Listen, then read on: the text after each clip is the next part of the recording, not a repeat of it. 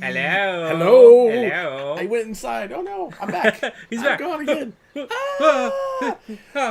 Hi, and welcome to Improbable Wargaming. My name is Travis. My name is Calvin. That's not Calvin. That's an incorrect statement. I mean Steven. My name is Steven. Steven. Same last name, different first name. And we are Improbable Wargaming. We are. And welcome to our stream tonight. We're doing another hobby stream tonight. Yay! It's our second hobby stream of the week. We're just kind of taking a little break from, spamming competitive 9th edition content just because 10th edition's coming. And that's all we care. And it's it's nice to take a little bit of a break and relax. And I have basing to do on these models. You heard it here first. That I need to get it done before the tournament next week. Next week. It's so is the fast. tournament. Oh my goodness, it's crazy. It is really fast. But anyway, thank you guys so much for being here, for tuning in. If you're here live, throw some stuff in chat, talk to us. We're here to hang out and talk to you guys. Shout out to our affiliates. We have Monument Hobbies. All these are in links down in the description down below. We have Monument Hobbies. They make amazing paint related paraphernalia. Check them out. Use the link down below. Helps us out. Use the code Improbable Wargaming at checkout. 10% off your first purchase. Yep. Which is a great deal. Amazing. The whole purchase. The whole thing. Not Whole just thing. one thing. The whole purchase. Buy the whole range. 10% off. It's amazing. Yeah. Shout out to 3D6 Wargaming. They make our objective markers and a bunch of other people's objective markers. It's real awesome, and those objectives stay in the same size for 10th edition. So we don't need new objective markers. We can stay with the ones that we have. I love it. We might need to mark a 40mm thing in the center of them, just because apparently you can't stand in the center of an objective anymore. Oh, is that the same? Oh, We can talk about that in a minute if we want to. No. But 3D6 Wargaming, JCD and Hobby. Yes. Is Our home away from home. An amazing place to go and check out here in the greater Des Moines area. They've got 3 different locations. Three locations? Yeah, 3 locations. 3 locations. One of them they has sell awesome Warhammer related products. If you go there, you buy Warhammer products. It's 15% off until next month. Next month it goes down to 10% off. But it's still 10% off. It's 10% off your MSRP, which is, it adds up in this hobby. 100%. You know that. I know that. Also, JCD and Hobby sponsoring our giveaway for this next month. We're giving away a full Command Edition starter set. There is a lot of Necrons, a lot of Space Marines, and a lot of terrain inside this box. It's a really cool giveaway. We're super thankful to JCD and Hobby for sponsoring this and for giving this to us so that we can give it away to you. You can get into that giveaway by being subscribed to the channel, entering into our Discord, which is also a link down below, and getting yourself the subscriber role within the Discord. That's how we track it. That's how we give things away. This is the way. Also, if you want 2 entries into our giveaway, you can become a Patreon, which is also a link down below. Yes. Become a Patreon. And we love our support Patreons. us. There's 3 levels. There's $1, $3, $5. Every level gets you entry into the giveaway for 2 entries, 2 shots. Yes. At this big box. And you ask yourself, why would I want to be a Patreon besides just having 2 entries? And really, the main reason is you get to move in with Travis. Like, you live with him full time.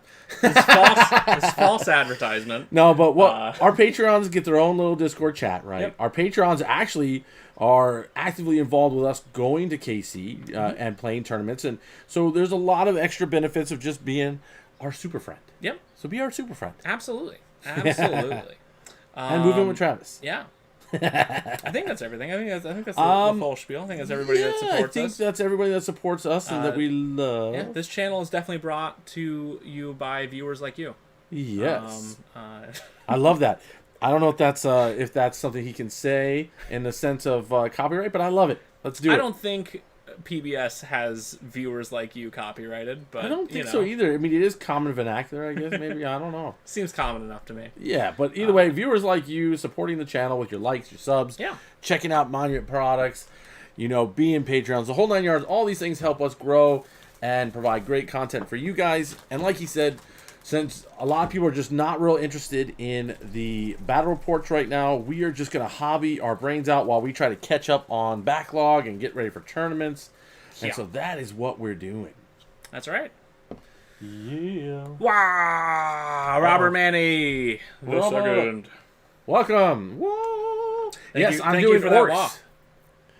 Yes. I kind of like my rocker wall, but I do like any good wall in general. Steven is taking a bit of a break from assembling and painting elves because it's driving him insane. I've been doing it like for a month straight, and I mean, even with me spacing it out, holy cow! Yeah. And when I call it a break, I still built like 10 of the aspect warriors today. So I mean, it's not like I'm really done. Taking a break on the hobby stream. Yeah, exactly, and so that's okay, and I'm going to knock out some more. I was originally going to do a bunch of vehicles, but you know what? I'm kind of don't feel like dealing with magnetizing right now, so I'm just dealing with things that don't require magnets at the moment. Yeah. And that is the goal. And working on the bases of these great unclean ones. Great. They're great unclean ones because they were painted by our good friend, Mr. Matt. Yeah. He did such a great job on these. He is allowing me to borrow them as I go to Kansas City. This is part of my demons list that I'm taking to KC. And in return for him allowing me to borrow his models, I am doing all the basing on them. Because he didn't have that done quite yet. Yeah, no, he's really grateful for it. And he's a great guy, one of our Patreons on top of it. Yeah. And we just are very thankful for him across the board. So, yeah, I got to talk to him a little bit today and all that, checking on him in general. And he's doing well. Going to be home soon, I hear. Oh, really? That's great. Not super soon, but you know what I mean. Soonish. Things are progressing well. Nothing has taken a step back, at least. Yeah, from my understanding. Of course, I don't pry too much, so we just deal with it. But that's okay.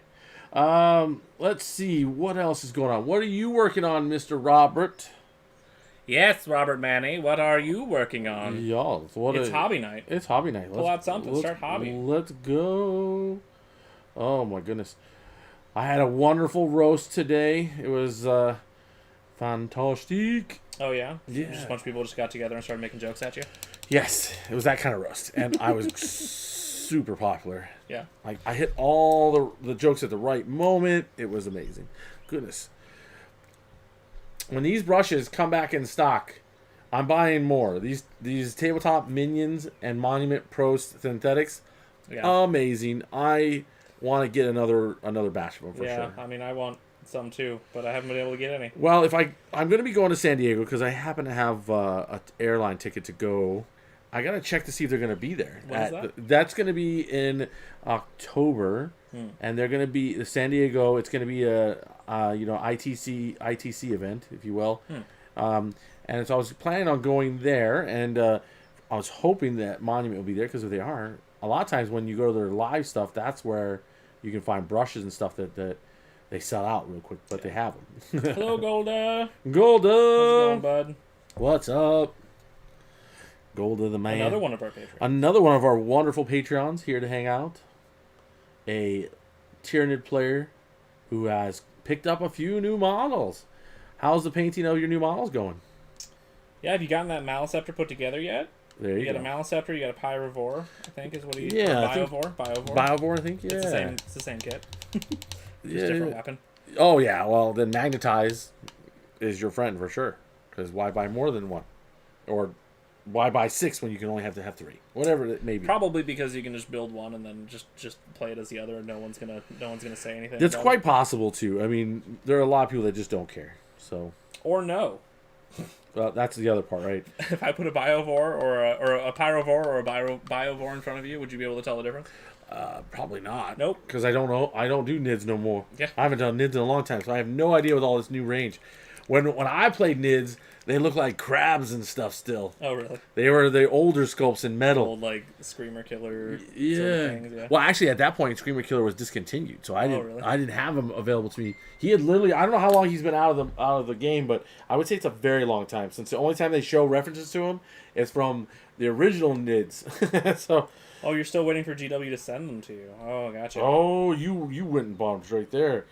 Oh, Robert's working on Votann. Dirty Votann. Well, hey, you know what? The nice thing is that right now, people are upset about the Votann changes, and Votann are going up for sale everywhere. So if you don't have the Votann stuff you need, you're probably going to be able to find it for cheaper. People are mad that they lost some of their rules. And... Yep, they're like, oh, that's it, I'm done. Oh, I don't auto wound on everything now. Oh, I'm so mad. I only had one thing. Sell the army. There you go. I only had one thing to gripe about with the orcs, and it was the fact that Gazgul came down on toughness. He was toughness 7 before. Yeah, but he's so much tougher to kill now. No, I know. Now he can hide. Oh my gosh. I love the fact that Gazgul can crash through a building now. Yeah, because he's coming for you, baby. Because that was his weakness, right? Is he had to walk in the open. He was like a big mech, and you couldn't hide him. Now, you can just put him in a building and be like, surprise, I'm coming out. Well, and Makari now being part of the unit. I love it. So you can just oh cool, las cannons, huh? All right, let's go on to this 2-up invuln over here. Oh yeah, they did get rid of Makari's 6-up feel no pain that he gave out within 6 inches, was a little disappointing. But outside of that, I did like the fact that now you get a +1 to hit and wound if you're within range of Gaz, and it says orc, which means he gives it to himself. Yeah. So it means he's always wounding on 2s. Yep. So he's amazing in that way. Yeah.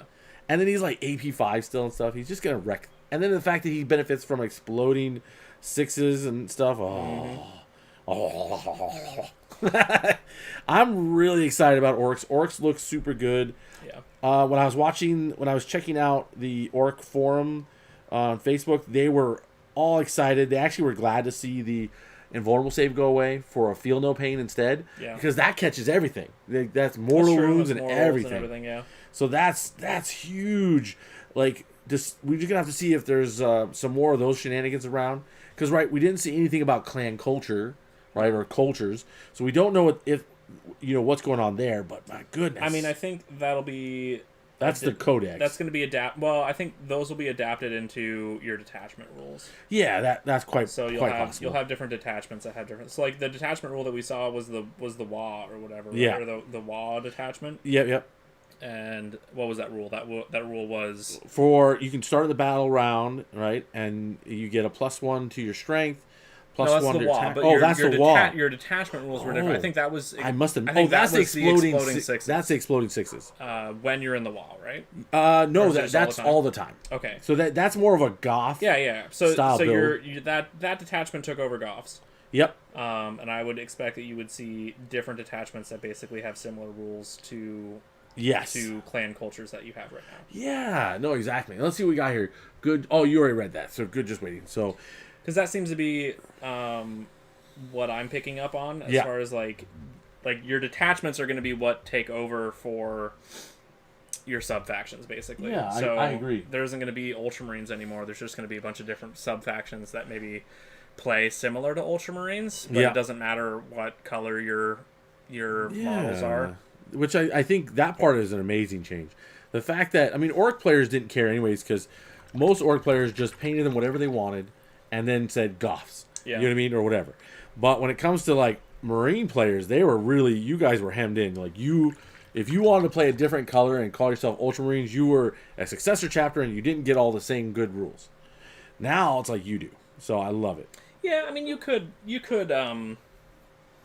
if you were playing a different color, you could still play Ultramarines. It was the problem came with if you go to a GW event, their rules were if your army is painted a specific color of a specific chapter, you have to play that specific chapter. Yeah. So if I had painted up Ultramarines, and they were Ultramarines. They had the Ultramar logo. They were blue. They looked like Ultramarines. I had to play them as Ultramarines. I couldn't play them as like an Iron Hand successor chapter. Yeah, you couldn't change your mind or something like that, right? Yeah, but if I had painted them pastel blue and not put the pauldron on them, then I could play them as whatever I wanted. Oh yeah, which is like dumb.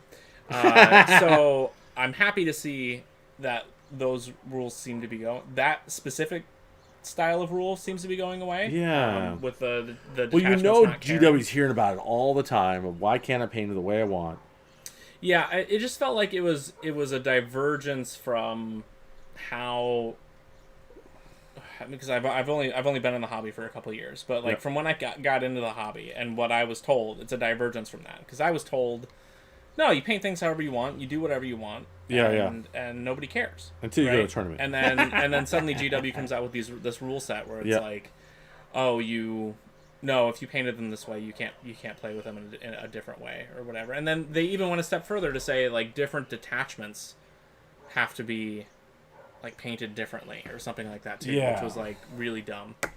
But Isaac, hey Isaac, hey Isaac. I hope Orc Speed still sticks around. Yeah, I would expect that maybe we'll see a detachment that rewards vehicles in general, and so then you just end up with like. Well, I'm glad they showed. What was interesting is they showed the one vehicle that was a nightmare at one point, right before it got nerfed, which was the Rocket Truck Squig Buggy. Yeah, the Rocket Truck Squig Buggy. It looks good. I like the 3d6 number of shots, and all that. The damage looked like about same. AP went down 1. That's fine. So I mean, it looked good. I don't know if there's I mean, unless they're just not showing us everything. It looked like they got rid of the Gretchen, because there used to be Gretchen gunners. And they were the majority of shots, and then you had the Orc gunner who had just a little bit less, and of course better or worse shooting skills. So I don't know if it looks like a general nerf if that's the case. All we saw for the Rocket Truck Squig was the weapon. It was a weapon profile. Exactly. So we don't know one weapon profile. I would bet. Well, what we do know from that weapon profile is that was the Orc one, because it was ballistic skill 5. Yeah, we can say that. It was also really good. No, it looked good overall. I mean, it was shots. It was still shooting out of cover. Yes. Right? Or it ignores ignores line of sight. Yep. And then also had the ignores cover keyword. Yes, that was what was really good. Which is also big, because if I'm remembering the way that the rules were worded for out of line of sight, is I think you're like when you shoot into a model, it just gets cover. So unless I'm misremembering it, and the new rules do say that you get like +1 to your armor save or something like that. I can't quite remember if it said that out of line of sight shooting gave cover, or if it gave +1 to your armor save. Yeah. But they did say that armor saves can't be augmented by more than 1. Yeah. So that's interesting too, though. But it still matters. It still matters at that point. Yeah, for sure. Okay, so we got a bunch of red stuff done. I just got to do a little bit of cleanup here, and then I'm going to be starting the next phase of my pupils. But yeah, these are guys that have been sitting on my backlog for a while. I know they've been very good, but since I wasn't playing competitively with Orcs, it just was never a big priority. But they're going to get done. I'm going to get them done now, just because I think, at least for the beginning, with my Orc book, beginning coming out pretty quick from the launch. I want to play Orcs for a bit. Why not? Yeah. Who knows? Unless Jakar looks amazing, because I have Jakari ready to go. And of course, if we find out I can play Harlequins, oh boy, here we go. Yeah. Just a question though: did we hear anything about transports? If they're going to be anything, or is there even worth getting transports for the army? You're talking about Orcs, Golda. Or what are you talking about? Because the one thing they said is all the transports will be able to dump their people out the same turn after they move. Yeah, I know that. And now for Orcs, that's super good. Because before, to be able to do that, I had to have only one group of boys called Truck Boys, and then they could do it. But with you just can't charge, though. Is that the only? Well, and so we might still have Truck Boys though that allow us to charge. Then. So that's what's so hot about the Land Raiders. Oh yeah. Because they get the assault ramp keyword. The assault ramp keyword lets the things that get out of them charge the same turn that they get out. Yeah. Well, so the Land Raider can move 10 inches. Yeah. Get something out 3 inches. That thing can then move again and then also charge. Sure. Well, we just don't know if Orcs are going to have something like that, because we haven't seen enough, right? Yeah, I mean it's quite possible. If anybody should get it, Orcs. It's Orcs, the way Orcs play, right? So, but we'll see. I'm assuming a few armies will have it, but if anything, make it so that like in the WoW, it can happen or something like that. Well, in the WoW, they can definitely advance. Charge, yes, right? They can advance. So there's that. So, but they can't. Yeah, they can't charge. They can't.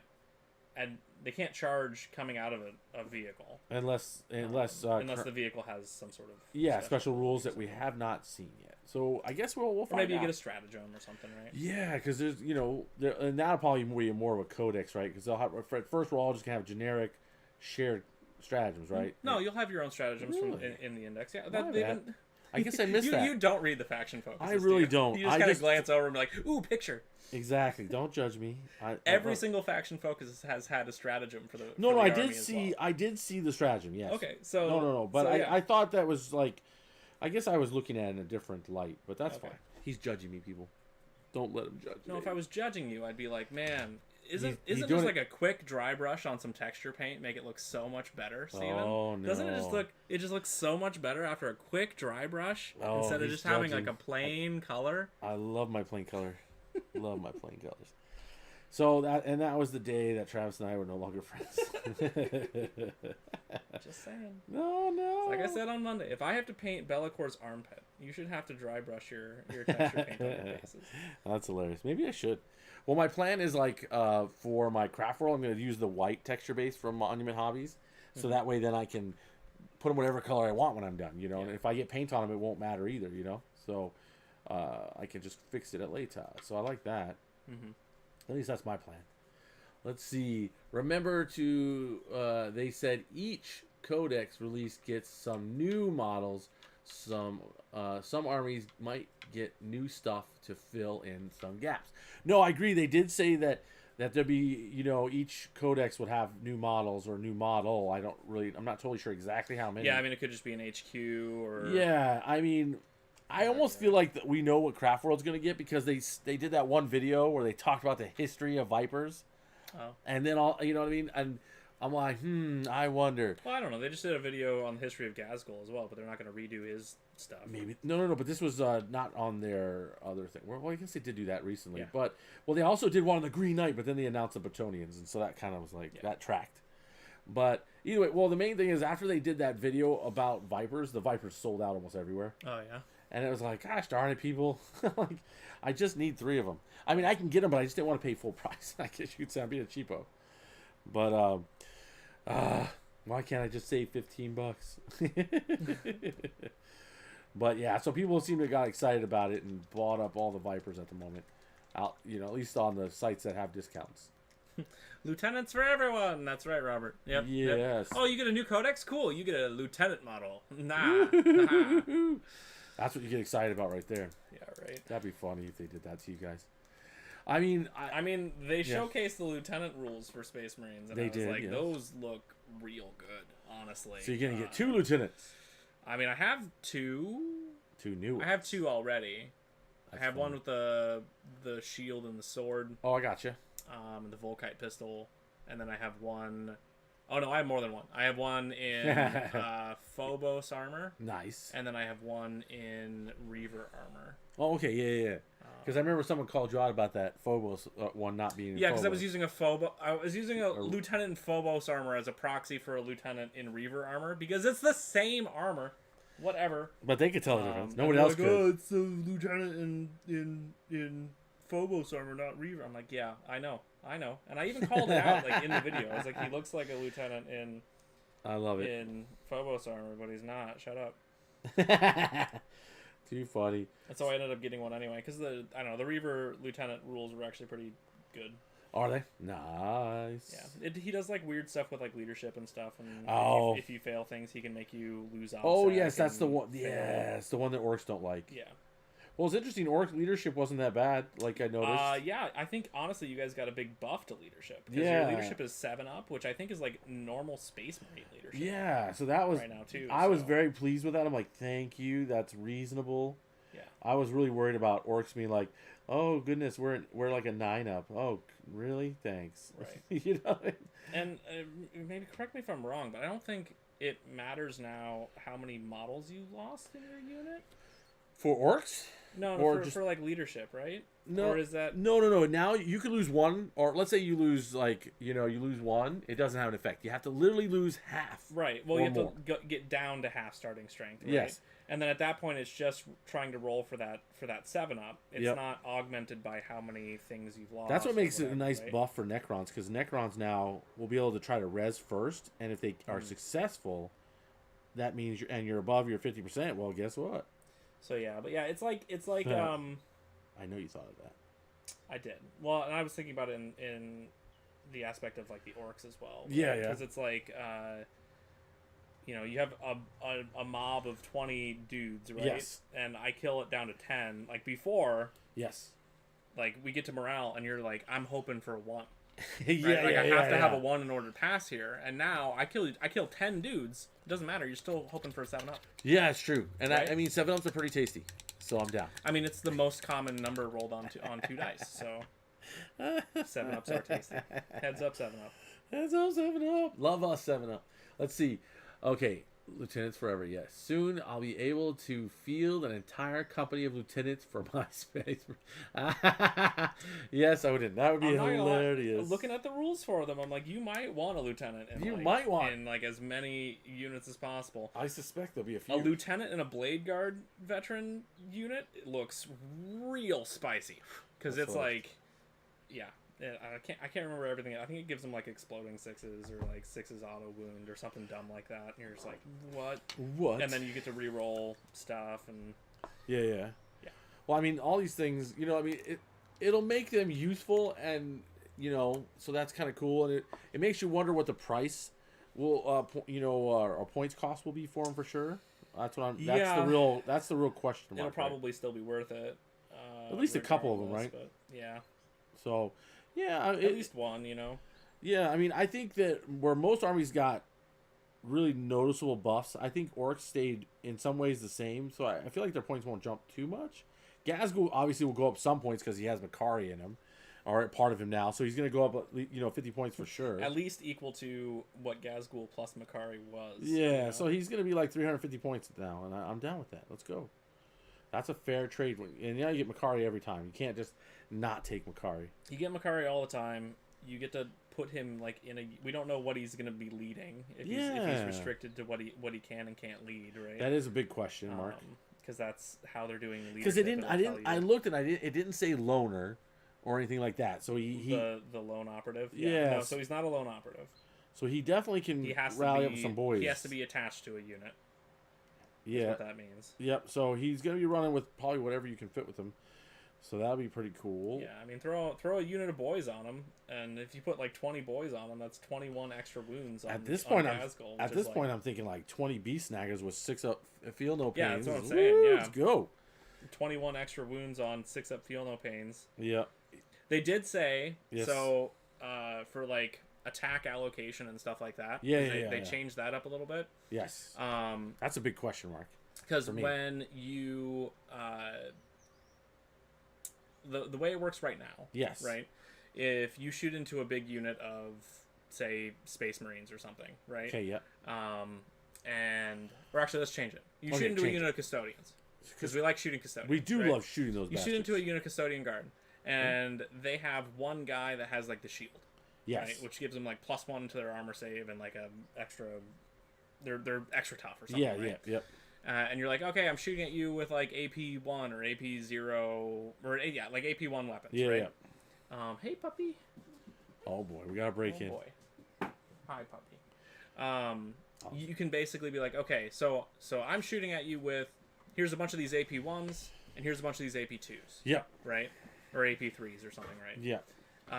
The custodian person can now be like, okay, well, I'm going to put the AP1s on the shield guy here and see if he takes any wounds. No, he doesn't. Okay, cool. Now the rest of these AP3s are going to go on the regular dudes, right?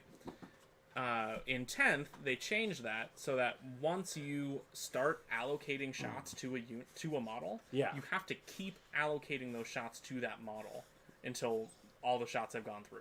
Basically. Interesting.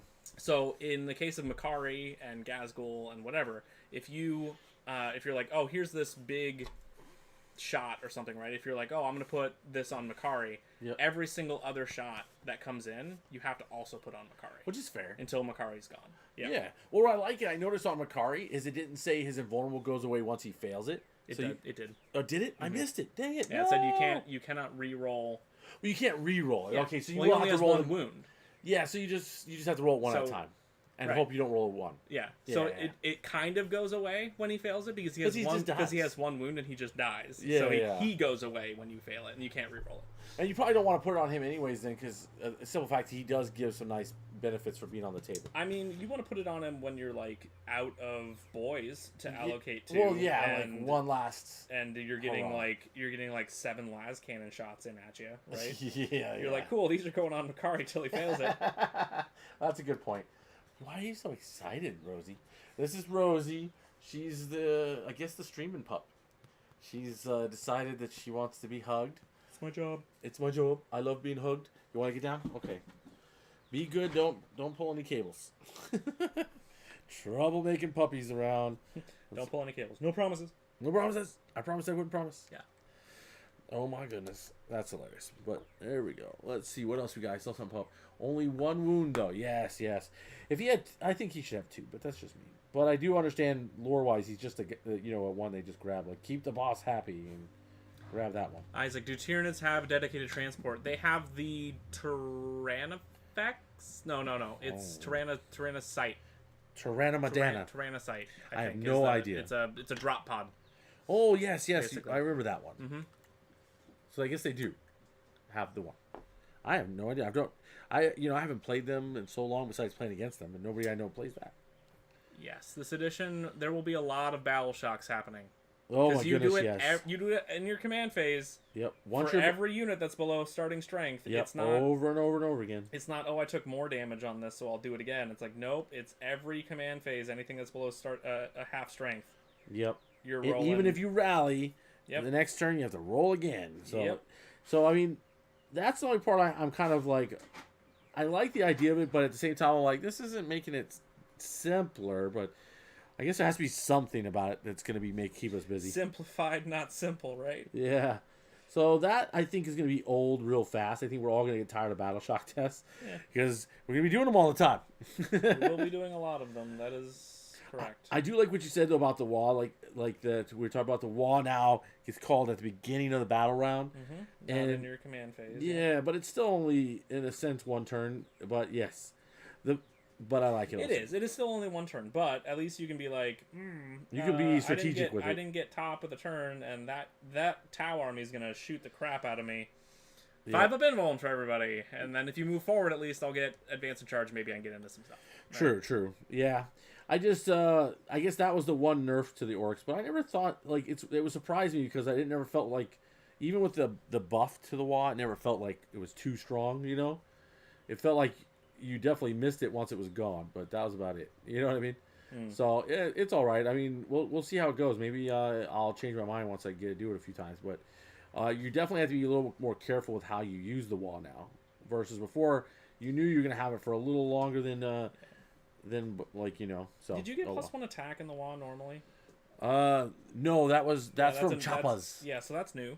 That's new. Yes, because you get +1 strength, +1 attack. Yeah, because you're gonna all the things that I thought you should get.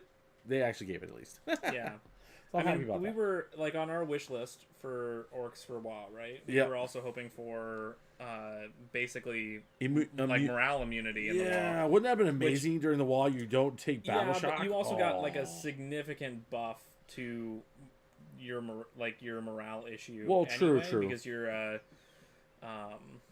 morale's just better.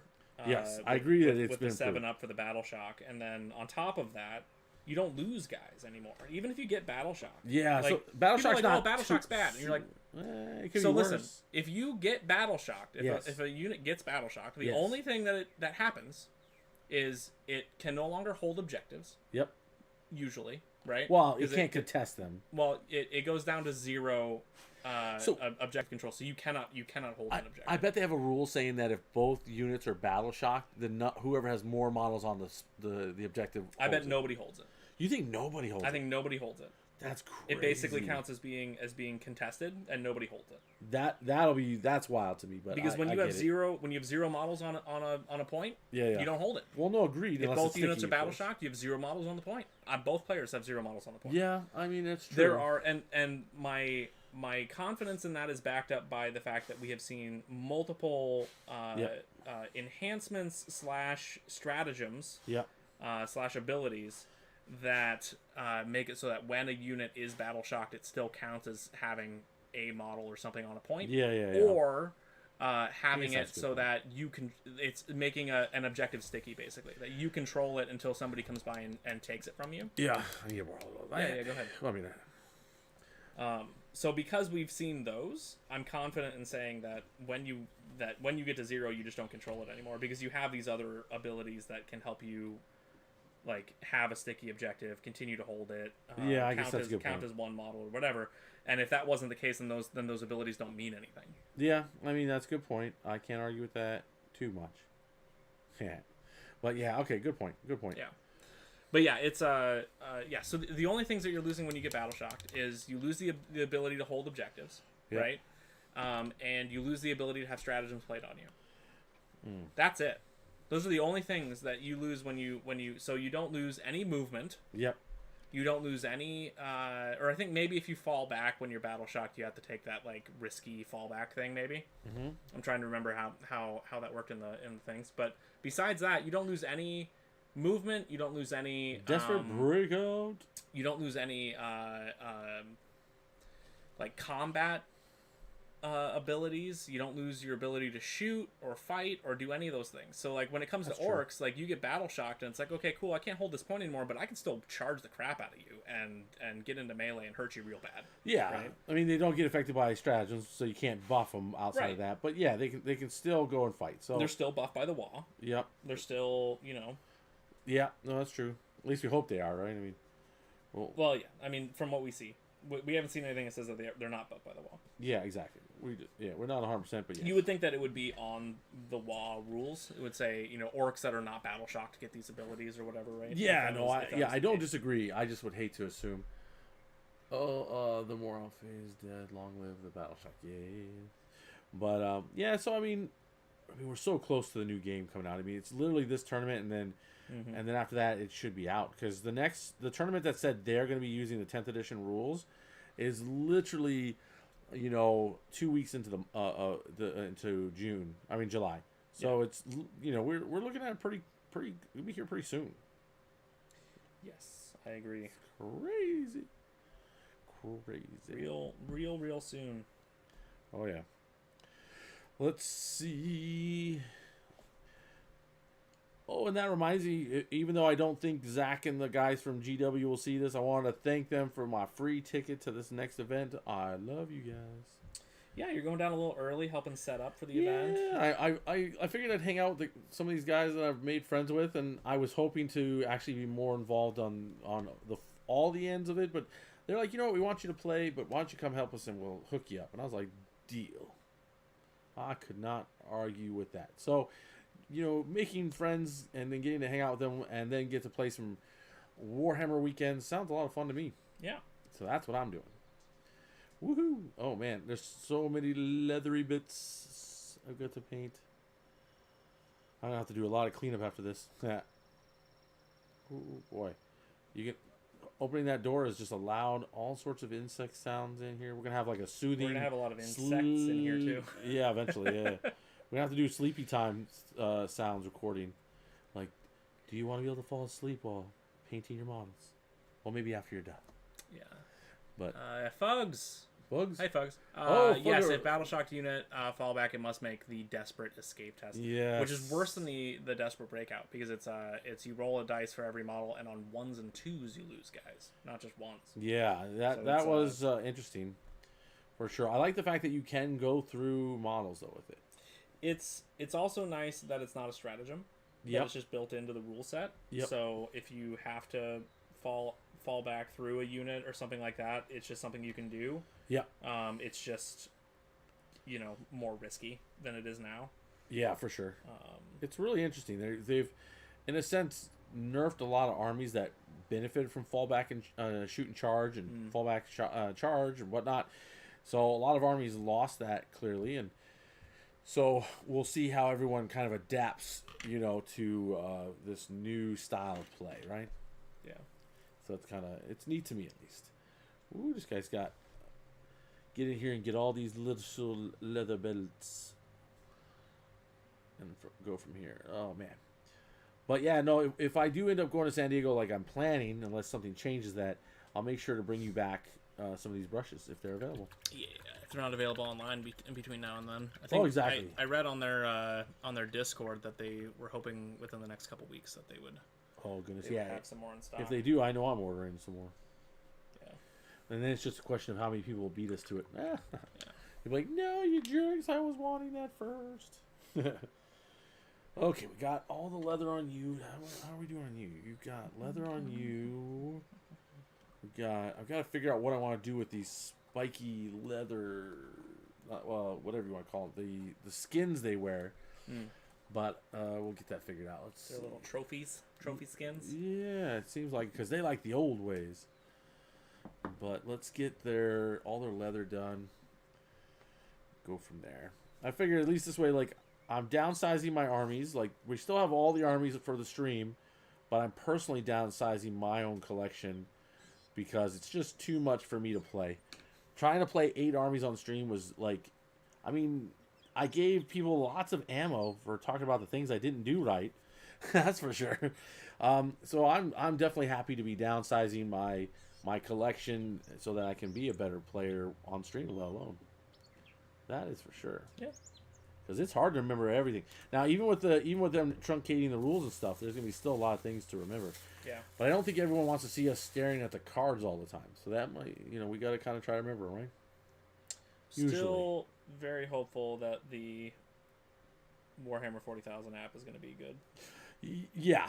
I mean, I'm naive. I understand. I shouldn't. Positive. I shouldn't put my hope in GW making a good app because they haven't yet. But yep. I think the reason their app has sucked so much for so long is because they're like, well, 10th edition's just right around the corner, so we're not going to spend all this developer time making the 9th edition app better when we're just going to have to redo it anyway when it comes to 10th edition. Yeah. So they've been working on the 10th edition app, is my hope and That's dream. funny. If they have not done that, then, shame on them and shame on me for believing in them.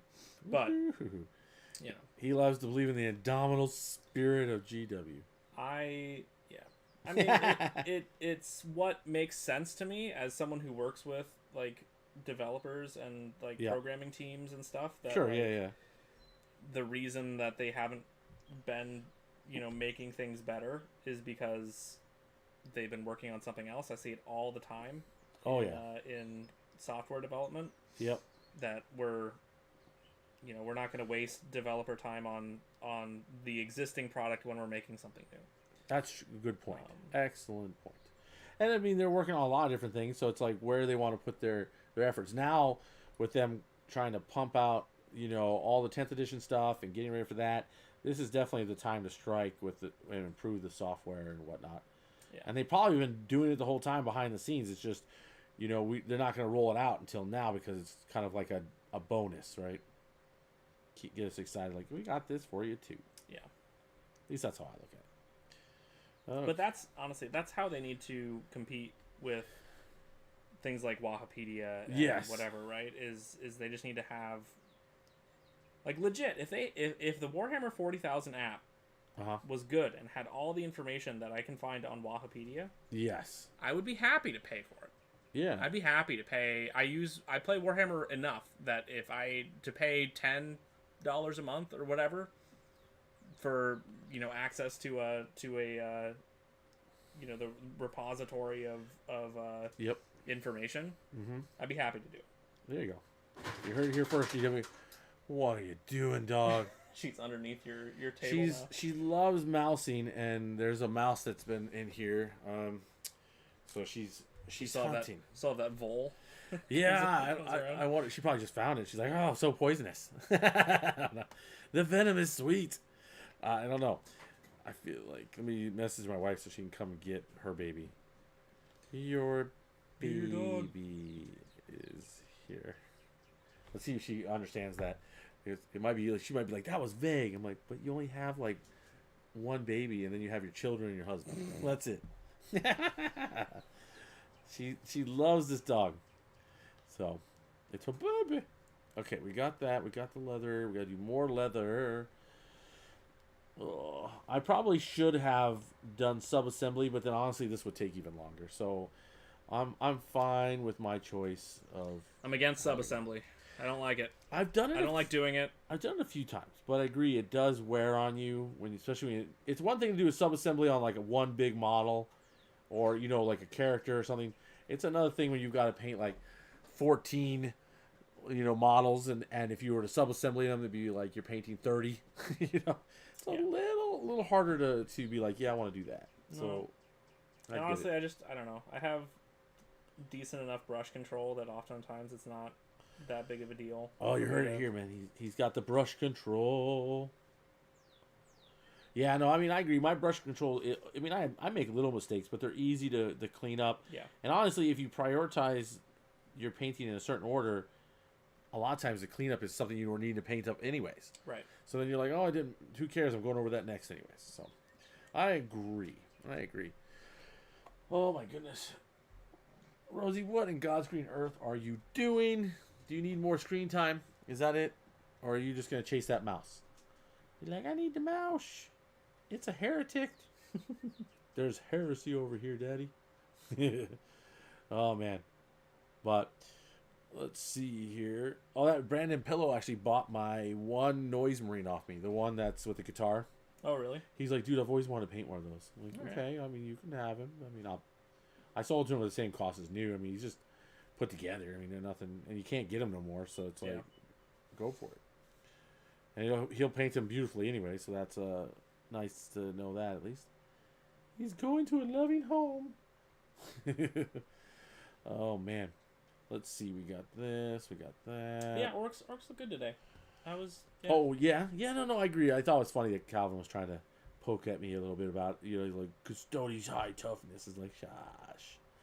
When we hit you with 70 attacks, we'll see how well your toughness holds out. And they still only count as 2 models. Oh, I know. That part was hilarious.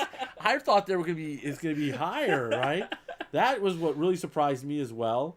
Because, honestly, with the way they are now, they're not a big threat from taking things from you. But But if any army's gonna do very little battle shock, it's gonna be them, because they don't if they're battle shocking, they got one model running around the table, and that's not it. More likely than not, he's probably not much of a threat, unless he's an Aloris Terminator. Then he's got almost as much toughness as a freaking transport. Yeah, which is hilarious. He's like, I'm thick.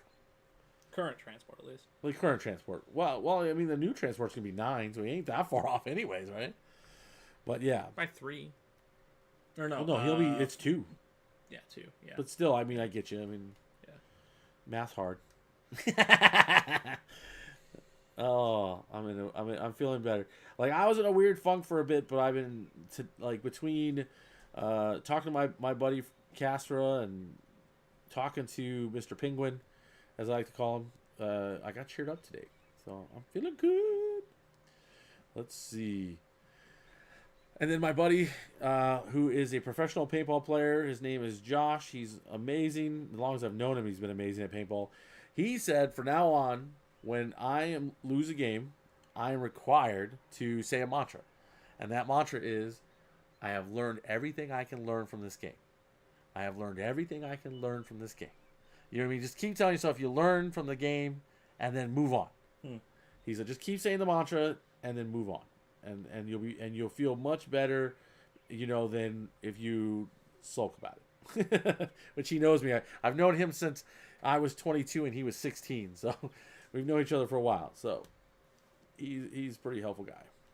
So hopefully I'm going to try that this next round as I chant my mantra. Maybe more than I want to. Especially in this current meta. Oh, this current meta is rough. Yeah. I feel like it's not friendly for my army, but we'll see. We'll see. Well, your army got nerfed. It did. It lost all its love. But I'm hoping we see a wonderful, balanced, Harlequin army coming out with this, hopefully, right? I mean, what's your win rate right now? My win rate? Yeah. With everything? What's Harlequin's win rate? Oh, it's like 33%. Oh, really? Is it that bad? It's really bad. Yeah, they were at 50% for a little bit, but the meta shifted around them, and now they're around 33, I think. They've really dropped a lot. It doesn't mean I should stop playing them. There's plenty of people who played their armies with that low of a win rate. I can win with them, and I have won with them. I've also lost them because of bad decision making versus my army not winning. Right? It was definitely me. Oh my God, sub-assembly and full magnetized infantry is too rich for my blood. Yes, I agree with you, Isaac. That is some serious time commitment, and I'm not feeling it. I'm not not feeling it at all. But yeah, there's some people that definitely thrive on it.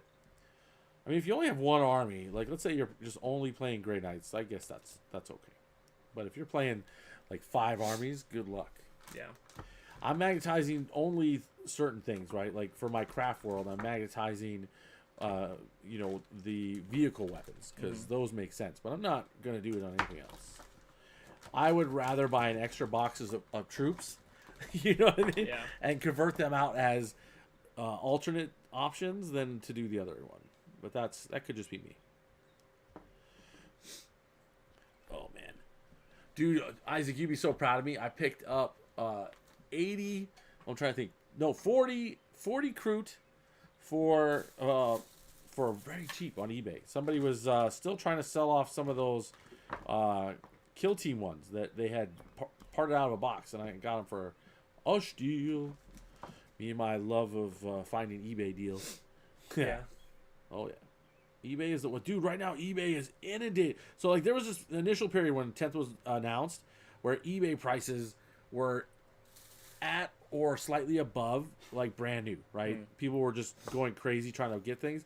Now, it's like it's gone the other way. Now it's a buyer's market, and it's like prices are dropping quickly, and everyone's saturated the market. So it's like this is a great time to do eBay rescues. I'm telling you.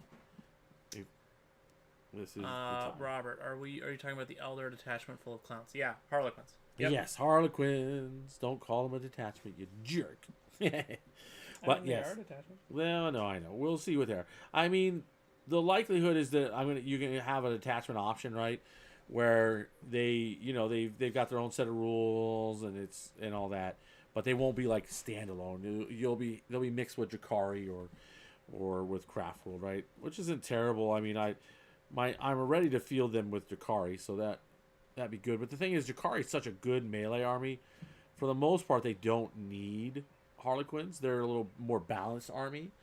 Where Craftworld, their melee is a lot more expensive than the Harlequins. So then the Harlequins really fill a gap, to me, far better in their ranks. But I could be wrong. Because when you got, when you can have like 10 witches for freaking, 60 points. And they're they have all these cool abilities, and they're 4-up invulnerable save in melee combat. I mean, come on. And you can, for a stratagem, you spend 1 CP if a witch, a batch of witches kills a unit they went into. You spend a CP, and now they have a 4-up invulnerable all the way around. Right. Which is super cool. So they've got stuff that Harlequins are missing. So it's all good. I'm not jealous at all. Maybe a little bit. I still think that what they should have done, I mean, they were going in the right direction. But what I think they should have done is made Harlequins 4-up in melee and 5-up in for shooting. I think that would have been fair. Because, I mean, you don't want to mess with us in melee in general, right? But you could shoot us off the... Yeah, the troops for sure. And even if our boats are 5-up, then you're looking at being able to actually kill them. So I want to kill the boats in melee, and I want to kill the troops in shooting. But that's the conundrum, is that it usually doesn't work out. The boats are full of troops. Yeah. So you have to kill the boats in shooting, and then suddenly the troops fill out, and now you're done with shooting, and you're like, I guess I charge them, but I don't want to. You know?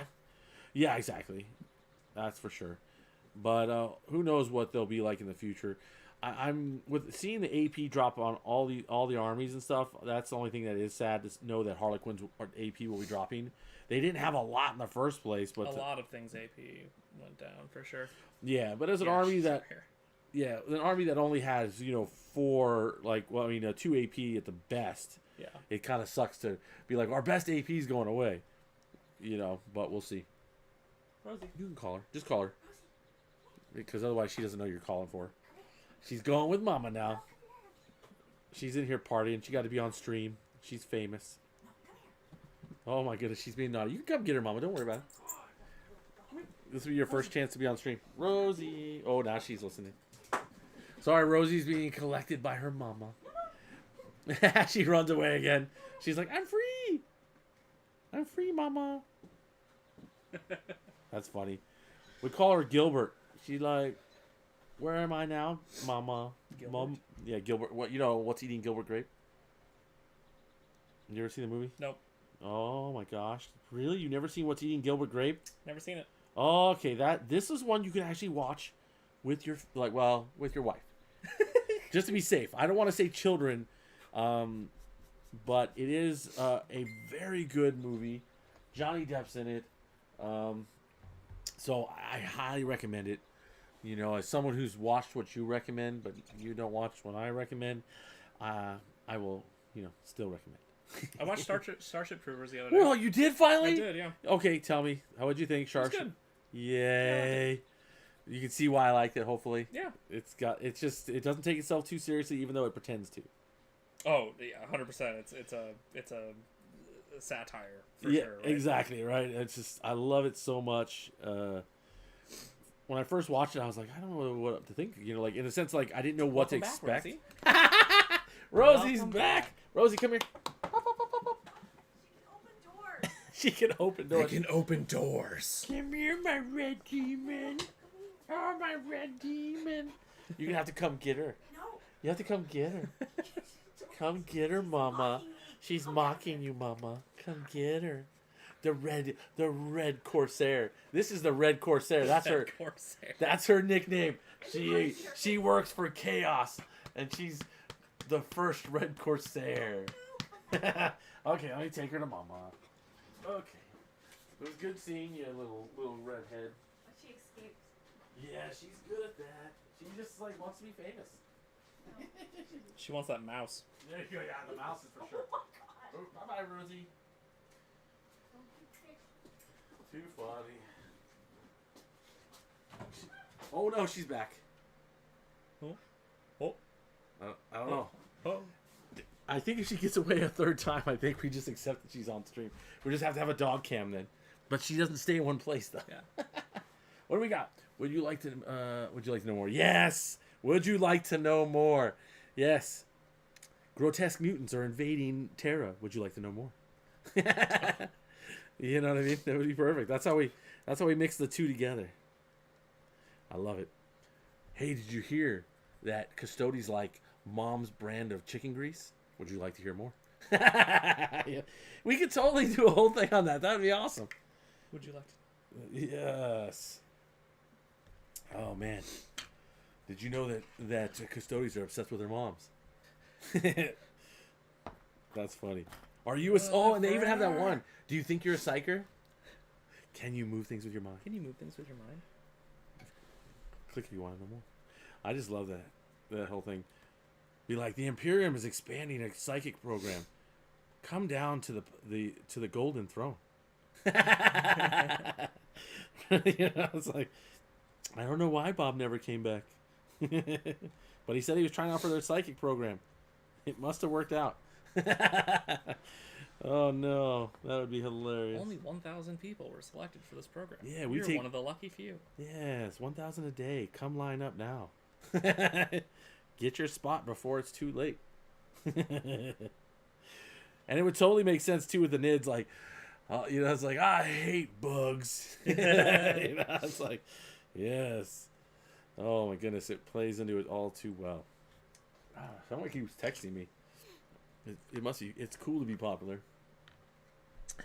Let's see. Give this brush a little cleaning, and then do some more. I think that with some concerted effort, I can easily have orcs ready for 10th edition. You know what I mean? You have. I have an orc army that's ready, but I mean, like, if I want to be able to be like, oh my goodness, because like these guys, right? These are Beast Snagas. If they're consistent with what they showed us, right? Because Beast Snaga boys and Beast Snagas riders, right? They both had a 6-up invulnerable save in 9th. Mm-hmm. If the 6-up feel no pain is consistent, then these guys will still be toughness 6, if not 7, mm-hmm. and they will have a 6-up feel no pain, which makes them really good because they're going to be hard to wound, mm-hmm. and then if you do punch past it, they have a chance. So Yeah. I'm loving it, and I think they have a 4-up normally. So armor save. So I think it's good. It's real good. It's real good. I have to say I'm as excited about orcs now as I was when I first started collecting them. So it's real nice. I mean, I enjoy my orcs, but to see them coming out of the gate so strong is real exciting. Where I feel like a lot of armies are going to get points nerfs, I feel like they're not going to change much. Because I feel like all they did was really rework things, not redesign them completely, right?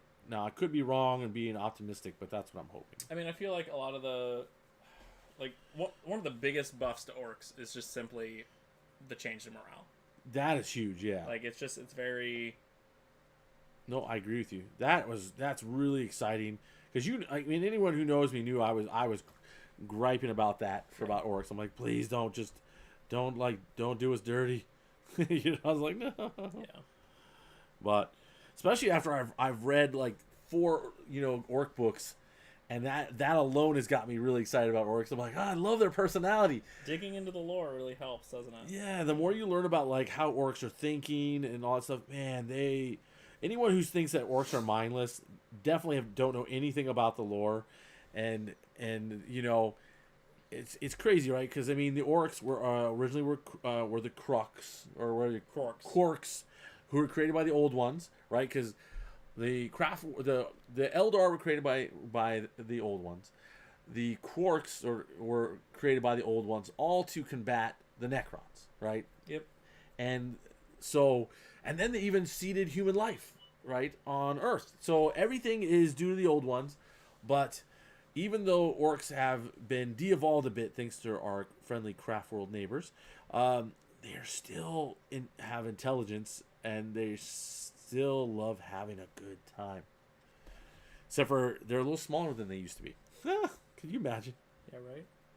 If they ever brought back, if somehow orcs because I mean realistically, right, as orcs gather, the more they gather, the bigger the leaders get. Something tells me if you get enough orcs together, you're gonna start seeing the original form come back. I mean, Gaz has got to be getting real close, right? He's got to be getting close. He's quite large now, and he's so powerful. I think he's in an interesting place. So, I will be real sad if they ever decide to end him. After him being around for so long. Like, they'll do it off screen, right? They'll just say, Angron killed him. I'll be like, there's a lot. I mean, I know there's a lot of Imperial Guard fans, but I feel like there's still a lot of orc fans. Maybe just as many. We would be raging. Nobody kills my Gaz for no reason. But yeah, I'm really torn right now because I love my elves, but I love my orcs. I'm definitely gonna start off playing orcs initially. Oh yeah. And as I try to get Craft World ready, and as I finish off the last few Dakari I have. But like I said, unless I see my Harlequins looking real good, obviously, right? Because I have Harlequins ready to go. If they drop, some great index stuff for Harlequins, and then honestly, I would be playing just orcs on stream because I love my elves, especially my laughing ones. That's all I really need. I need to get someone to knock up I want to get a Harlequin, not knock me up. I need to get someone to knock up a Harlequin with my face on it. Yeah. And go from there. So that would be good. Well, heck, this is not the worst subject we talked about. My daughter last time was discussing it being okay to sell children. And I was laughing so hard at that. I had fun because I'm like, so you're saying it's okay to sell children? She's like, no, but if you are, then exactly. Then you sell the homeless ones. Yeah, I know. Like, I know. What? I know, that was even better. She's like, just sell the ones that nobody wants. What? Yeah, the homeless ones. What? She was digging a deeper and deeper hole. This is not getting you better points on this debate. No. Yeah, exactly. I love that she was fighting for it, but that reminds me, you'll love this. So, my wife was like, hey, do you want us to sign you up for private lessons for your trombone, right? Yeah. And she's like, I'm only doing this as a hobby. That was her response. I'm only doing this as a hobby. I really don't see the value in becoming good at this. That was literally her words. I was rolling that girl. Mama was very sad because Mama loves music and all that. So it's just a hobby for me. No wonder she didn't want to play drums. She's like, oh, that's too much work. I knew there was something up because when we were asking her what kind of music she wanted, like what kind of instrument she might be interested in, her response is, what is the easiest one to learn? And I was like, oh, we're in trouble. Because that's not the comment you make when you're like, oh, I want to be challenged. Yeah. But, you know, maybe she'll change her mind one day. But she's more of a social butterfly. Yeah. So I don't see it. She might. I'm just trying to keep away from TikTok. That's all. No TikTok. I mean, as someone who played the trombone. Yes, sir. She chose well. It's a good instrument. Yeah, she's having fun with it for the most part. Yeah. But getting her to practice is definitely a struggle. Oh, I never practice either. That's funny. Yeah. Oh, she's little Travis. Yeah. There we go. Okay, coming along, getting this leather done. Where are we at? Yep. No info on the Beast Boys. Yep. Feel no pain 6 up. That's correct, Robert. Yep. Yeah, I mean some of the orc people were like thinking that all orcs were gonna get this 6 up, feel no pain, but people were clever to point out that we don't see that on Gaz. Right, Gaz he just has a 4 up. Well, yeah, but the thing is, Gaz used to with Makari have a 6 up, feel no pain. Oh, sure. As long as they were in tow, they took that away. Yeah, I got you. Yeah, they took that away. So, but then he didn't get him and Makari didn't retain that combo. Right. Which, oh my goodness, if he did, right. I'd be like, come on, Makari, let's go. But yeah, so that was the only nerf that really he did. Oh no, actually he did receive one other nerf. He doesn't get more dangerous as he takes wounds. Yeah, but he doesn't because all he did was get more attacks. He didn't degrade in any other way. His movement went down. Maybe a little, right? But the funny thing is, if Makari was nearby, he got an automatic extra. No, Makari got 2 extra inches to his movement when he was near. Because he had to keep up. Yeah, and I think they fixed that. But yeah, but I did like the fact that, you know, when he had like 3 wounds left, he was like 10 attacks, hitting on 2s, wounding everything on 2. You know, and you're like, oh god. So he was definitely causing problems, but still looking good. But a lot of people, like I said, were trying to infer that meant all orcs were gonna have a 6 up, feel no pain. It's like, nah. Those people are crazy. Slow your roll. I know you're excited, but slow your roll. Like not quite yet. But how cool would it be?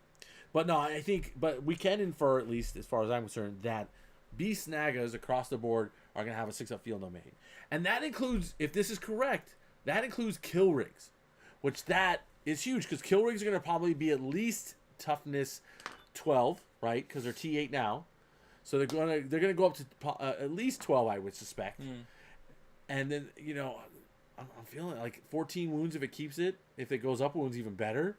Then we're looking at something that is going to be even more difficult to kill. Mm-hmm. Yeah, I can see that. That's going to be cool. So that's the stuff I'm taking away from what we learned, for sure. Ooh, look, a little bit of rope here. This orc likes a rope to keep his armor on. But yeah. Oh man, there we go. This yes, sir. This fluorescent paint that it looks amazing. Very vibrant. It's actually really good. I know it's also rather expensive. This is the golden high flow acrylics, fluorescent yellow and green. I see. But you get a very large bottle. You know what I was thinking too? Like if we may have to initiate another option for our Patreons. Oh? Yes, we just throw them overboard. Whenever they like we're on a ship and like, okay, Patreons go off first. No, but we've had a few requests from a couple of our Patreons to hope to be on stream one day. We might be able to make that happen. It still comes back to, you know, don't do meth and be okay on stream. Basically, if you're safe around our families, then we're probably okay with you on stream. Yeah. But if you're like showing up and you're like, where do I cook this rabbit? You're like, oh, you gotta go. No fatal attractions around here, please. Well, let's see here. Fatal Attraction, huh? Yeah, have you seen that movie? Nope. Oh, another one. The rabbit is direct reference to that. So, that one you would want to only watch with your wife, for sure. And maybe not with my wife. Well, no, it could make the evening even more interesting after the movie's over. It's because it's a smoky kind of movie. You're like, oh, this was both hot and scary. Honey, she's like, No. I watched Starship Troopers with my dad. Oh, that must have got really hot. There were a couple of scenes where you're just like, I'm like, oh yeah, that's right. 'Cause yeah, so that happened. All right, moving on. you're like, yeah, frontal nudity for you, Dad. You're welcome. That's funny. All you have to do is when your dad looks at you, just pat him on the thigh and say, "It's okay, I won't tell Mom." I don't know, something like that. And then it's okay to have feelings, Dad. You can still have feelings. Oh my God, he'd probably hit you. That'd be hilarious. Unless he's not a hitting type, and then maybe he won't. Nope. Okay, some of us grew up in less ideal families. Oh man, let's see here. Oh man, la la. So what's going on with everyone in chat? Anything going on? We got Robert and Man. He's still hanging out with us. Just checking again. Not involved on Beast Boys. Yep, that's correct. That's why I'm inferring that not just the Snagga Boys, but all of the Beast Boys, both mounted and whatnot, are getting it as well, because that is a rule that has just come from all of them. And whatnot. So it'll be cool to see that, making that's actually a nice buff to the army. So, God, they look good. Which one of the ones that they're taking away from Forge World? Somebody was getting retired. I can't. This one. So, because that's the only thing I was sad about too, is the Beast Boss on Warbike is being retired. Maybe that means we'll get a plastic version of him, right? Yeah, it's possible. There were a few of those options that are going away from Forge World that are going into Legends or whatever. Right? Yeah, exactly. I was a little surprised at the Dimacaron for Tyranids is one of them. Yeah, that's like a relative in 9th edition at some point was like a rather popular model during the yeah. He'll get there, people. The Stampede, the Crusher Stampede. Oh, Crusher Stampede, yes. When it was wrecking fools. Yeah, was rather popular. It's just I'm sure, I feel like they've been selling an awful lot of them, or they would have been selling an awful lot of them. Yeah, I think so. It was just kind of surprising to me for them to take them out off the competitive line. So I wouldn't be surprised if we saw a plastic kit come out for it. I'm gonna close that door. So got a mower. There's somebody mowing out there. Get past me then. Right. Oh yeah, there's plenty of room. Yeah, so it was a little surprising for some of those to see, how they were like, yeah, these things are rotating out and not being a part of it. Like some things made sense. The Forge World Greater Demons. Yep. Makes sense for them to rotate them out. There's plastic kits available for them. Exactly. Not only that, but the Forge World Great Unclean One doesn't even have all the war gear option that a Great Unclean One can have. So I got he doesn't have the flail. Oh yeah. Or the bile sword, so or whatever. Not as cool on his model even, and so you're like, okay. I gotcha. So you're like, and they're just old, and I'm sure they're not selling an awful lot of them because they already have a plastic kit, and they're more expensive than the plastic kit. So, exactly. Yep. That makes sense. That makes sense to me, but I don't know why some of those got taken out, aside from the possibility of there just being a plastic kit. Well, the one thing that surprised me that they weren't doing is the Cerastus Knights. They're releasing it in plastic, right? And they've already. So originally they were saying it was just a Lancer, but a leak came out like a day or two ago where it was showing someone leaked that it looks like they're all going to be released, potentially in one giant kit, all three in one kit.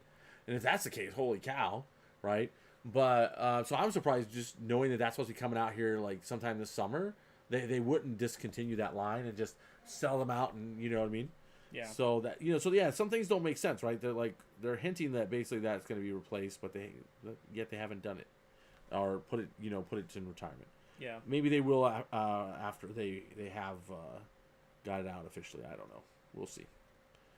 But yeah, it's interesting to see some of the stuff go. The Warbike, there's nothing to replace him. Right out, there's the Death Trike, but it's not the same. And actually, that Warbike's been very popular in the competitive scene, so he's been selling well.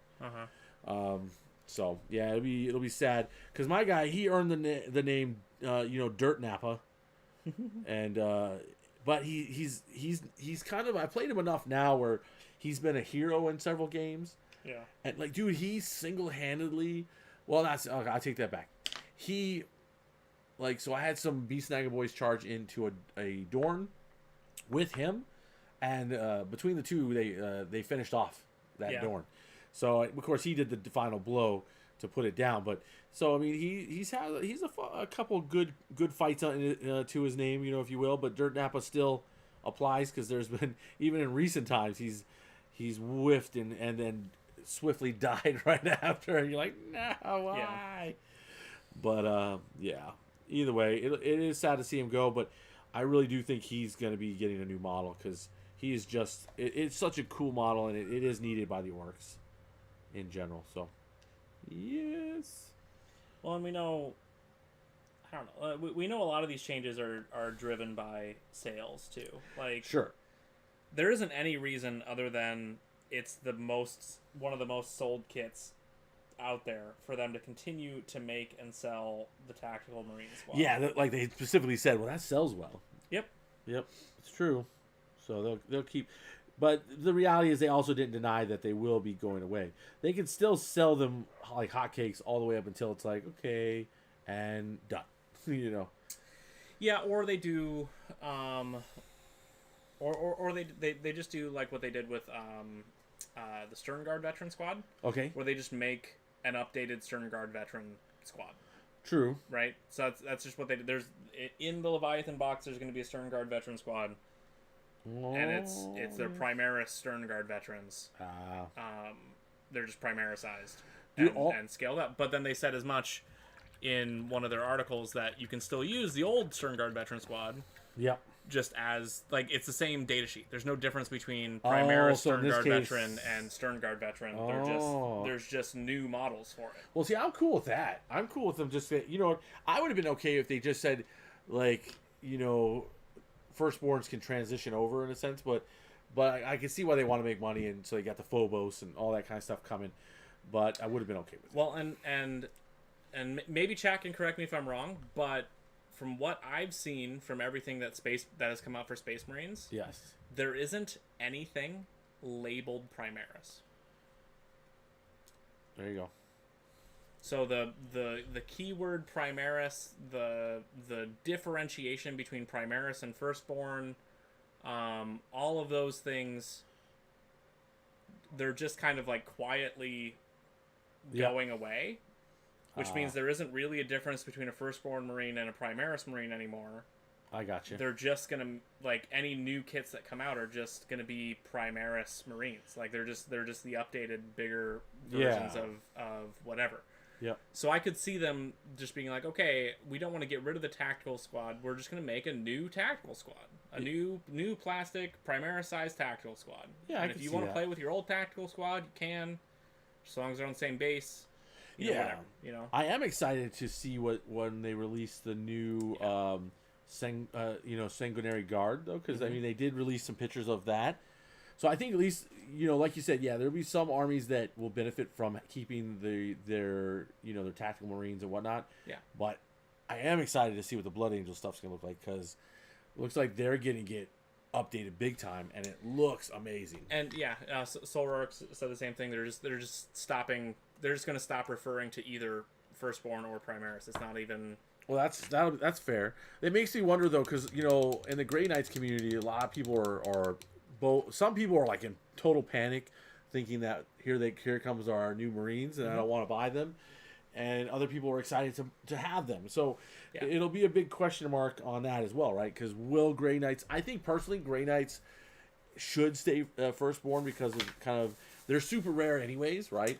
It says like, what is it? One in a million Space Marines can even be one.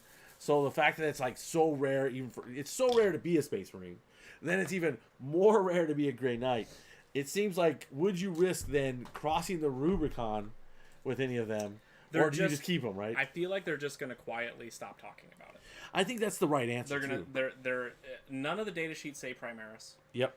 None of the keywords say Primaris. They've removed the restriction of like, oh, you can only put Primaris in like repulsor. Yes, I noticed that. Yeah. Transports, and you can't put Primaris in Land Raiders or Rhinos or whatever. They've completely removed that. You can put whatever you want in whatever transport. That's you a good want. point. There's no restriction to it. We haven't seen, like, in 9th edition, the differentiation between Primaris and whatever. There were stratagems that only applied to Primaris. Yes. Like, transhuman physiology was only Primaris units Yep. that could do it. We haven't seen any stratagem. We haven't seen a lot of stratagems in general, but we haven't seen any stratagems that only apply to Primaris. Yep. True. And they've pretty much said as much to me that when they said that your new Stern Guard veteran or your old Stern Guard veteran squads can still be played as the new Stern Guard veteran squads. There isn't a different data sheet for Firstborn or Primaris. I mean, that is Stern a pretty Guard veteran. And maybe It's just Stern Guard veteran. maybe they've decided, because they've been getting a lot of flack for it from the day one, pretty much, both lore wise and all that stuff. That I bet it's kind of like a quiet, like you're saying, a quiet just shift. Yeah. Like, we're not going to say anything. We're not going to openly apologize or whatever. We're just going to be like, you know what, whatever. And if they do that, that's all right too. And the reality is, yes, they're gonna sell. Yes, they are. If they make a new, Fugs pointed out they made a. Yes. Robert pointed out that they made the Mark 6 Marines, a new tactical squad, basically. But like, if they make these Firstborn units, and make them new sculpts and Primaris sculpts, they're gonna sell them. Oh yeah, they're gonna sell them. There isn't gonna be somebody there's gonna be more people sitting there saying, "I want the new sculpts and the new models." Yep. Than there are people that are gonna say, "Well, I already have these ones, so I don't need to buy them." And eventually, those same people who are refusing to buy them will buy them eventually, anyways. Because eventually they'll be like, "Okay, now I'll get it." Right. So yeah, no, I agree. I think just updating the model line and then you get to upgrade as you want is what's gonna happen. I think that's what's gonna happen with Grey Knights. Yep. Is they're just going to come out with newer Grey Knight models that are, quote, Primaris sized or whatever, right? Yep. And then people will just buy those. Oh, I saw this. They're not Primaris, they're not Primaris Grey Knights. They are Primaris Grey Knights, but they're not. I think they're like, nah. I saw this hilarious meme that was going around about Dante.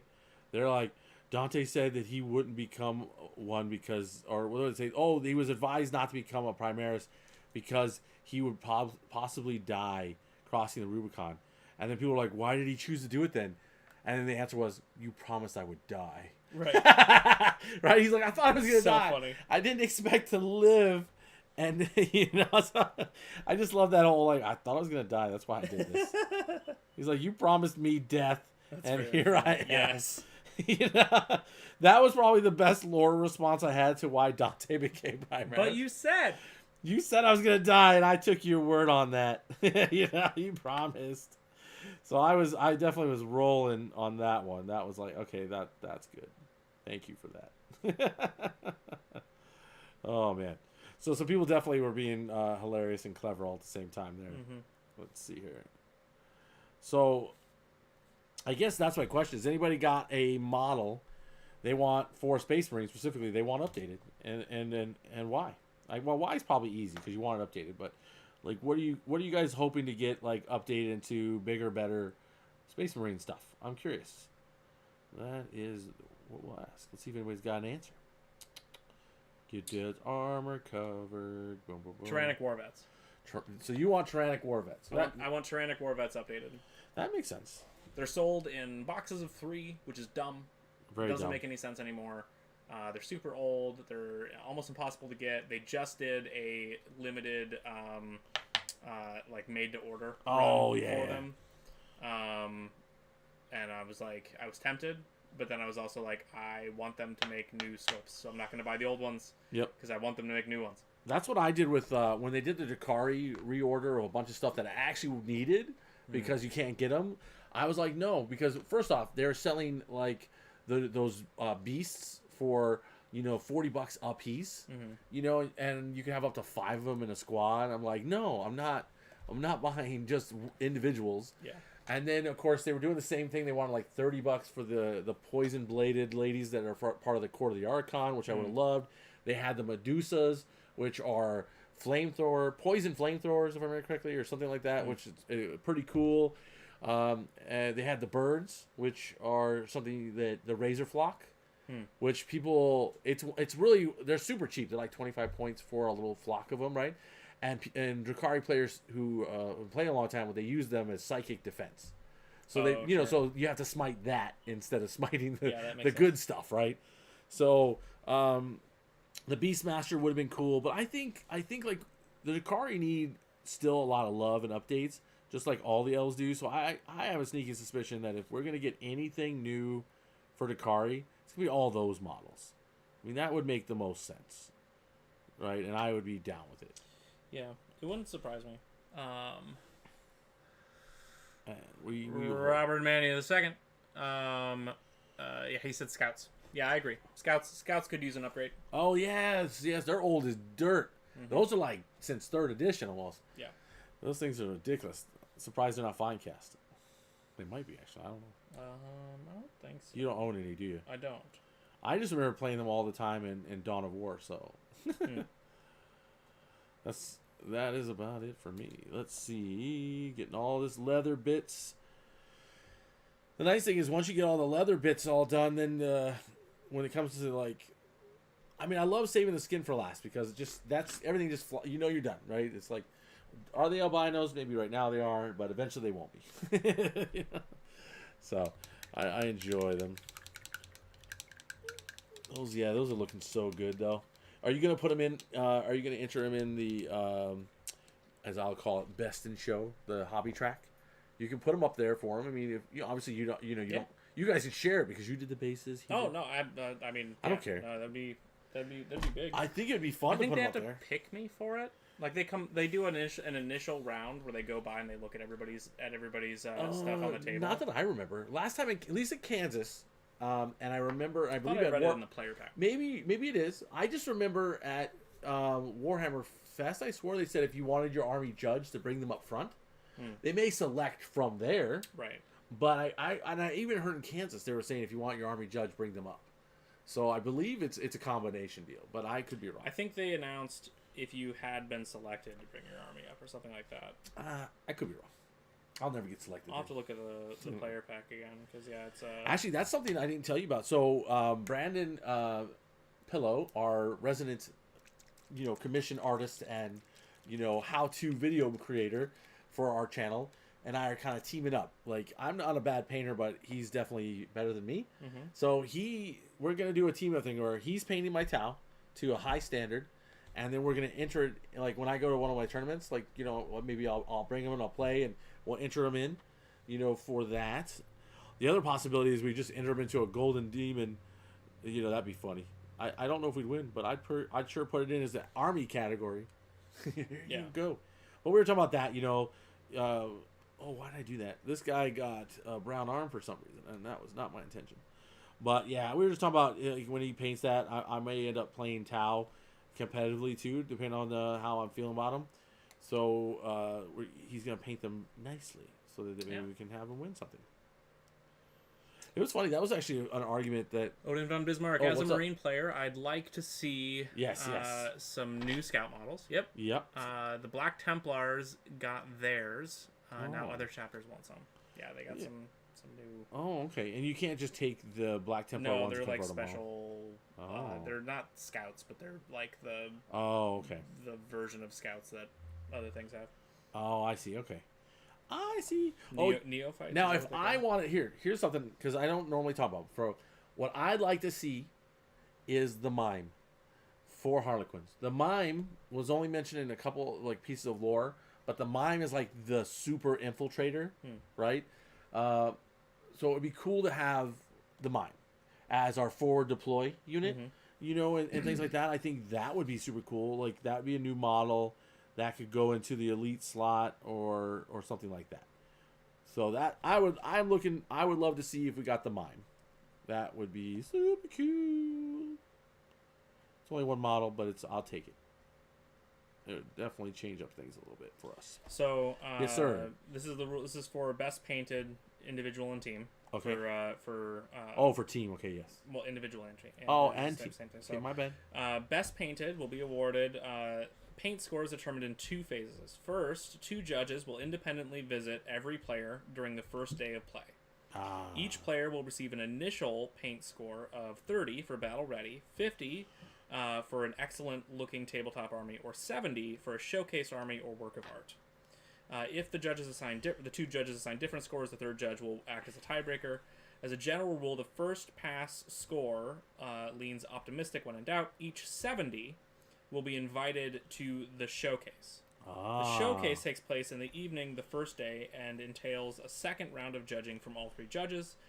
They conduct an in-depth, exacting review of each showcase army and give it a score of -5 to +5 each for a final score of 55 to 85, where the first pass leans optimistic. This round leans pessimistic. This is much more scrutiny. This round considers technical skill, visual impact, artistic decision, and consistency across the army. Note that individual players, not teams, are invited to the showcase. A team's overall paint score consists of their combined scores. Teams with a showcase grade across the entire team may receive additional consideration for best team theme. To be considered for best painted team, all team members must achieve at least a minimum showcase score, unless no teams meet this criteria. Interesting.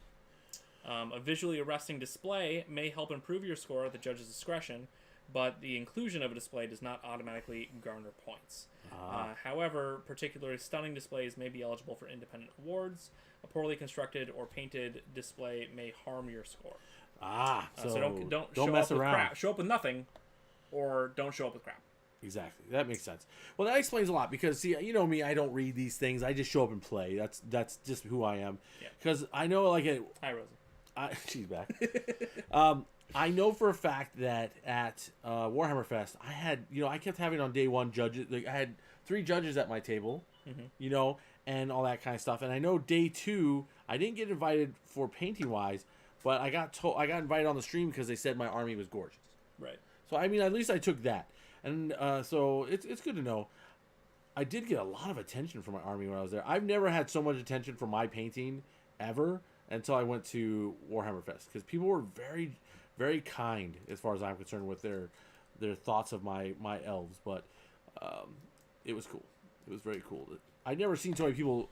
Like, most people were like, "Oh, neat army" and stuff, but there were people actually just walking around just to see what they painted. It definitely looked like, even from the pictures that you sent, they just seemed to care more about painting and about that part of the hobby than I think people do. I didn't play against a single ugly army the whole time I was there. Everybody cared.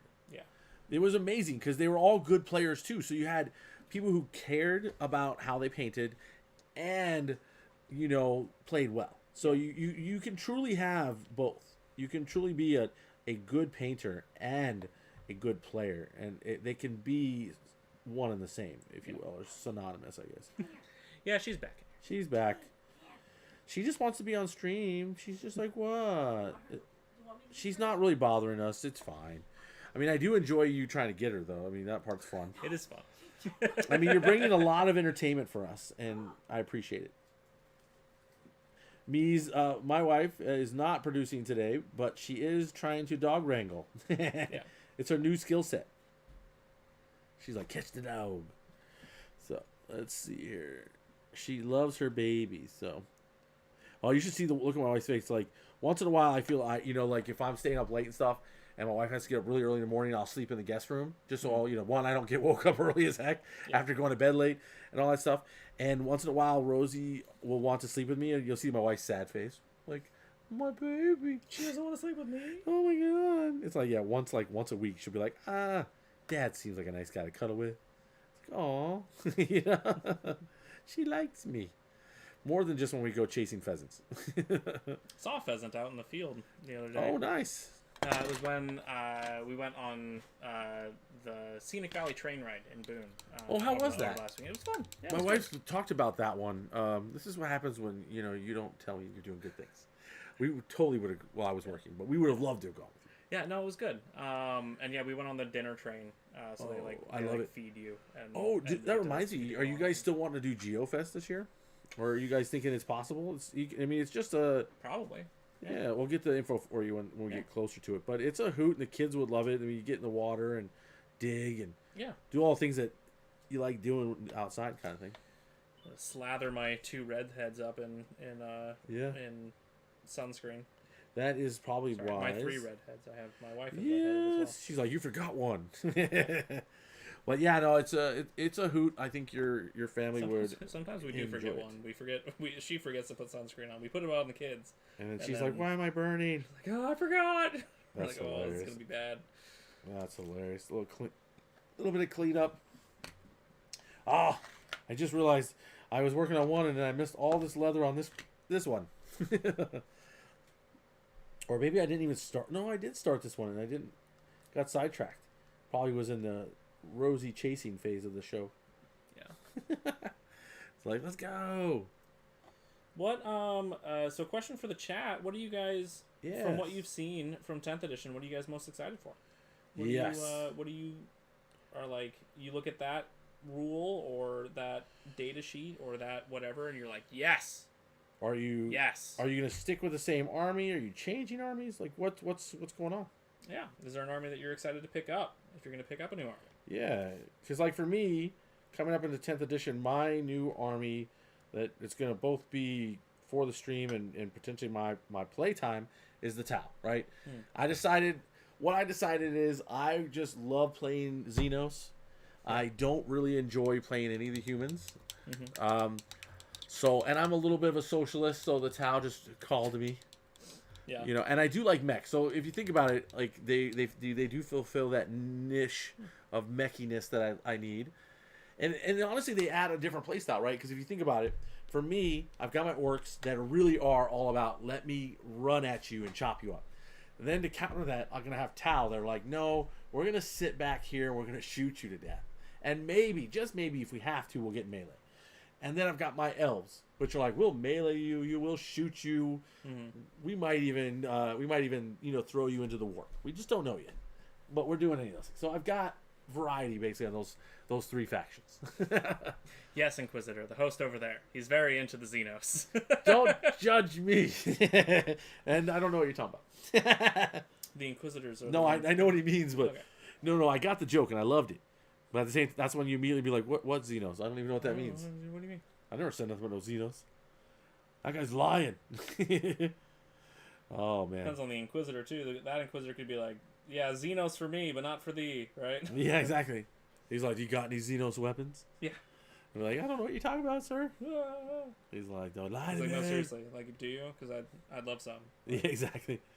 Oh, that reminds me, like, I saw this movie where this guy was all like, this cop, like, guy comes dressed like a cop. Clearly a cop in every way.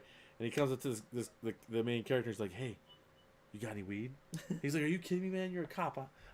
Even if I had weed, I wouldn't sell weed to you. What are you talking about? He's like, oh, come on, man. I just had a real hard day, you know, and I would just help me relax. Are you sure you don't got any weed? He's like, are you sure? He's like, yeah, seriously. I just need some weed, man. And he's like, okay, I'll sell you something. He's like, gotcha, sucker. Yeah, and they arrest him. It was like I was rolling. I'm like, so, you know, if you are a cop, you have to tell me if I ask you. Exactly. That's part of the law or something. And in this case, the cop showed up like a cop. I just love that he's like, yeah, I know I'm a cop, man, but I just really need some weed. It was so stupid, right? This guy's so dumb, and he's like, oh, okay, man. If you really need it, then I'll sell you some. It's like, oh boy, here we go. This is what I'm talking about. Okay, yes. What else we got? So, anybody else switching factions, sticking to humans only, the dirty humans. Even though it turns out the old ones created them too to help not fight chaos, but to fight the Necrons.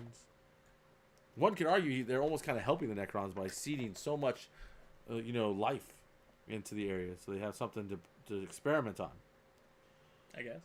Because they're trying to do that whole thing and get their bodies back, right? Some of them. Well, of course, not all of them are even conscious, outside of being a death machine. Well, some of them aren't trying to get their bodies back either. Some of them are actually happy, or happy? Quotation mark. Yeah. Some of them literally just want to kill everything that's alive. Yes, because they hate the living. They truly are zombies, and that is right. They're like brains. The flayed ones are that way. The destroyers, because it's two separate issues to be a destroyer or a flayed one. Oh, really? Okay. Yeah, they're not the same thing. Well, that's what happens when you're a Necron player. You know that lore, right? Yeah. But yeah, the destroyer cult protocol is just like, we want to kill everything that's alive because we hate the fact that we were alive at one point. Oh, wow. And they're very like sad. They're just so sad they want to kill everything. Well, they hate living things. Well, I thought it was interesting. Of course, I mean, I knew some of this, but I just like the fact that the Silent King's been here since the beginning. Like, that man's, he is the constant in the Necron world, if you will. Mm-hmm. Even though he may have been asleep for a while and all that. So that was interesting to learn. Let's see. Okay, that looks like I got all the leather bits that I had missed the first time around. Let's try it again. Man, this is a lot of orcs. I'm loving it. They got a couple orc knobs ready to do some smashy smash. Who texted me, I wonder? Oh, okay. Robert. What's up, Robert? He sent me a meme. This is an acceptable amount of DACA. And then this is the best. Look at that. This is an acceptable amount of DACA. And then the Death Star. I love it. Oh, I love it. They're like, yes. The obsession with DACA. Yeah. Dude, that's the one thing, like, I'm kind of debating. Like, I need another not a kill rig, but, I could use another kill rig because I only have 2. But I need one more of my battle wagons. And I'm real tempted to, like it's real tempting to maybe, like, buy a Dorn and then just hack it up a bit. Convert it, yeah. Yeah, it'd be like, yeah, this is my battle wagon.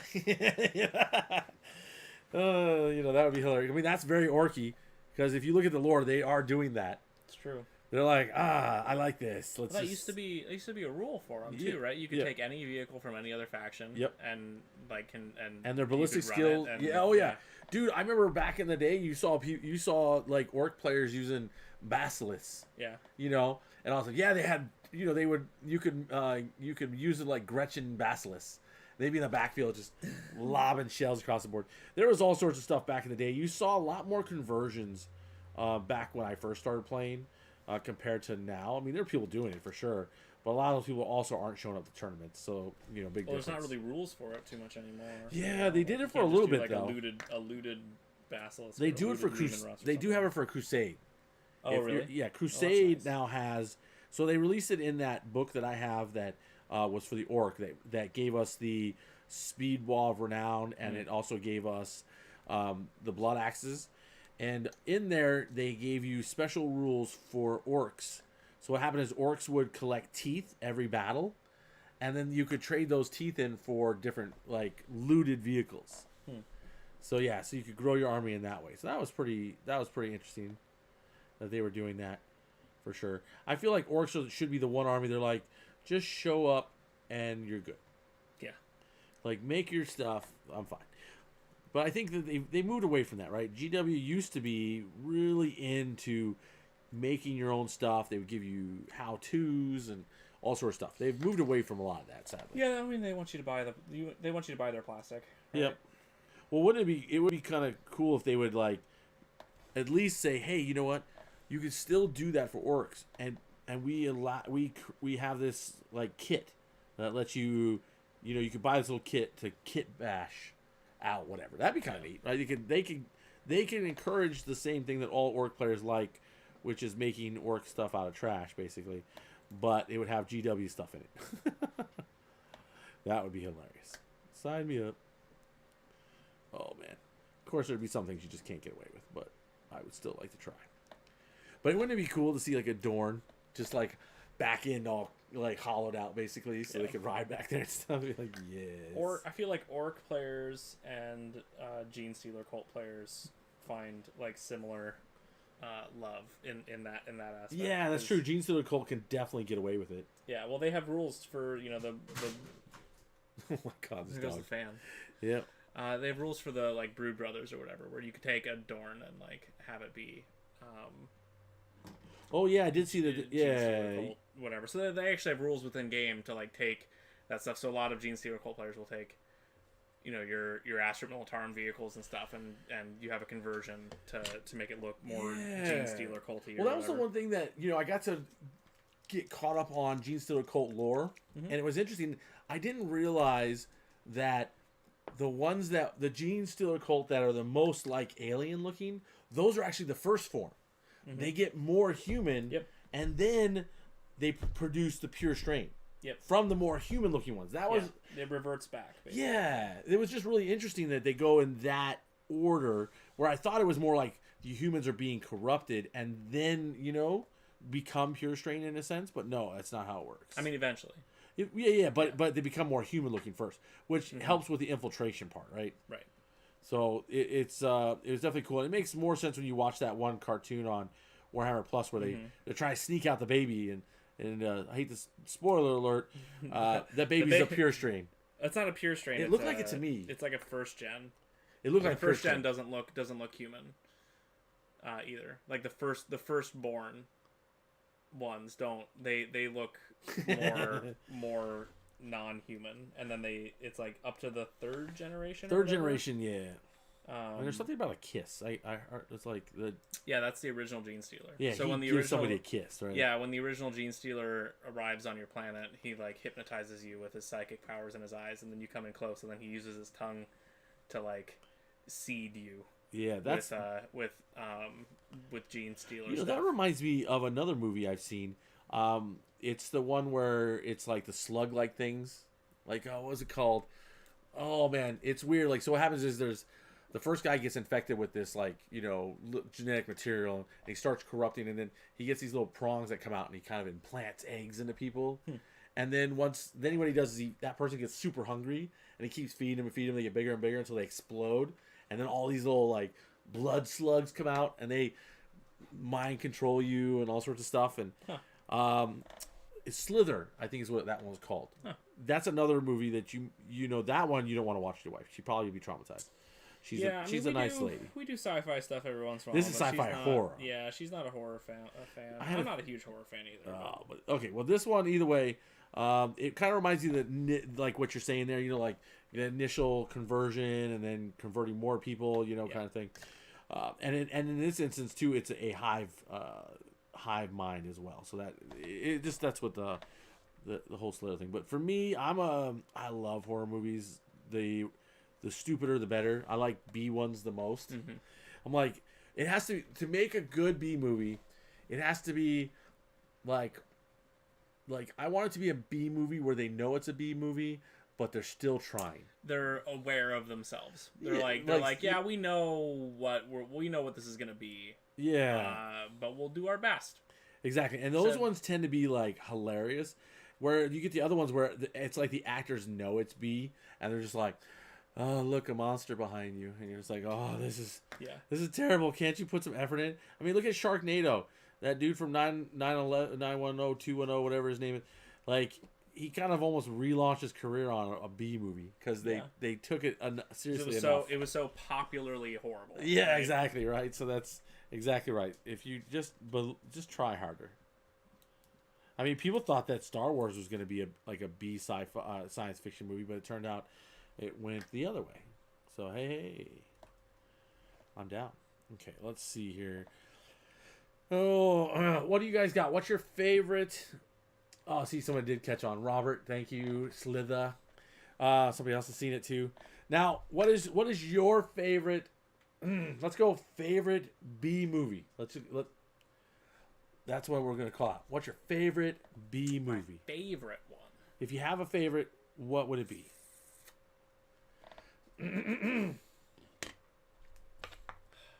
That's a hard one. Favorite one. Yeah, favorite one. I could call out some good ones that I enjoy.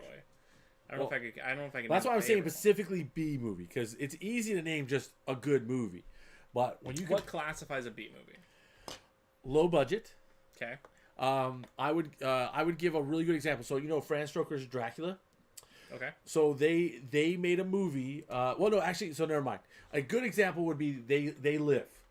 That has Roddy Piper, the wrestling man himself, starred in it, and that movie is probably one of my all-time favorite B movies for sure. There's another one that's a Dracula. So Bram Stoker's Dracula. In the 80s, they decided to create it as vampires in space. Yeah. And Dracula in space, if you will. And that movie is a pretty good B movie too. But They Live is my favorite. Horror. Oh, hardcore, Henry. I don't know if that counts. No, I like it though. There you go. Does would Boondock Saints count? Boondock Saints? I have to look. That sounds too familiar. Let me look here. Okay. Yeah, if you can't think of Boondock, you can't. If you're talking about a cartoon, no, it's not a cartoon. This movie sounds so. I think I know this one. I feel like you should. I know way too many movies. You should know the this name movie. rings a bell, so now I'm trying to look it up. Oh, I do know this movie. Yeah. That one is more. I mean, that one's riding the line because that's kind of like indie. It was not.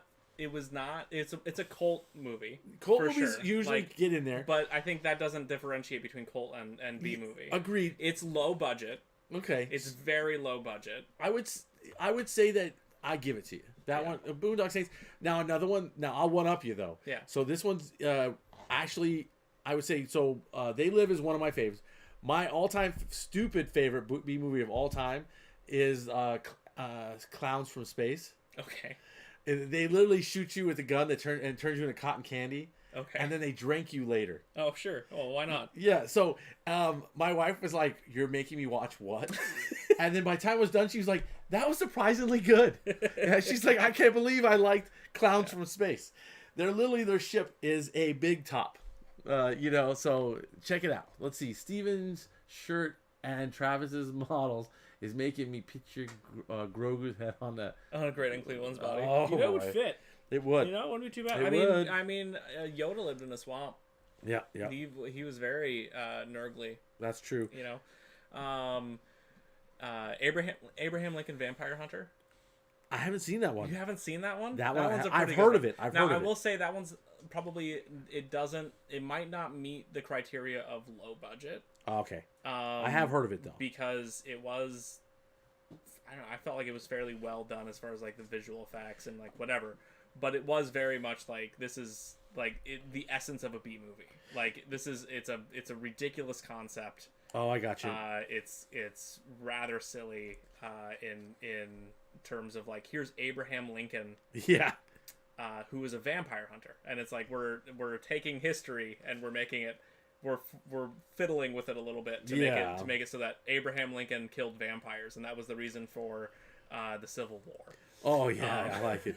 See, for me, it's hard because the reality is, I feel like the best B movies basically stopped being like potentially good in the '90s, and then because after that, technology and stuff, they could make like low budget movies at a higher quality, because of the technology becoming accessible. Yeah, it's tough, Odin, to define low budget for sure. Go watch Clowns from Space, and then you'll have your answer. Well, I think we know when a movie is low budget. That's true, right? When like there's very obvious low budget movies, right? Yeah. But then at the same time, like there's.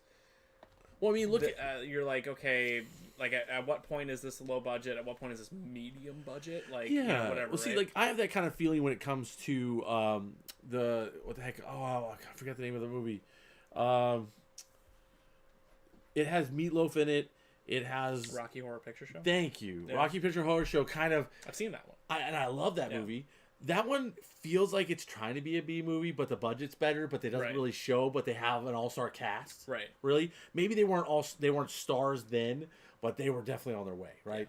Yeah. And that's one of those ones where it probably should have been a really bad movie, but somehow it turned out to be pretty good. Yeah. Cult classic, right? That one. I feel like Clue could fall into that Oh as well. Yes, Clue's a weird one too, right? Because. It falls into a weird place. It's definitely a cult classic, right? Right, but you do still have like a good cast. It has an amazing cast. It's not like the most prominent actors at the time. No, but it was still a decent cast. Yeah.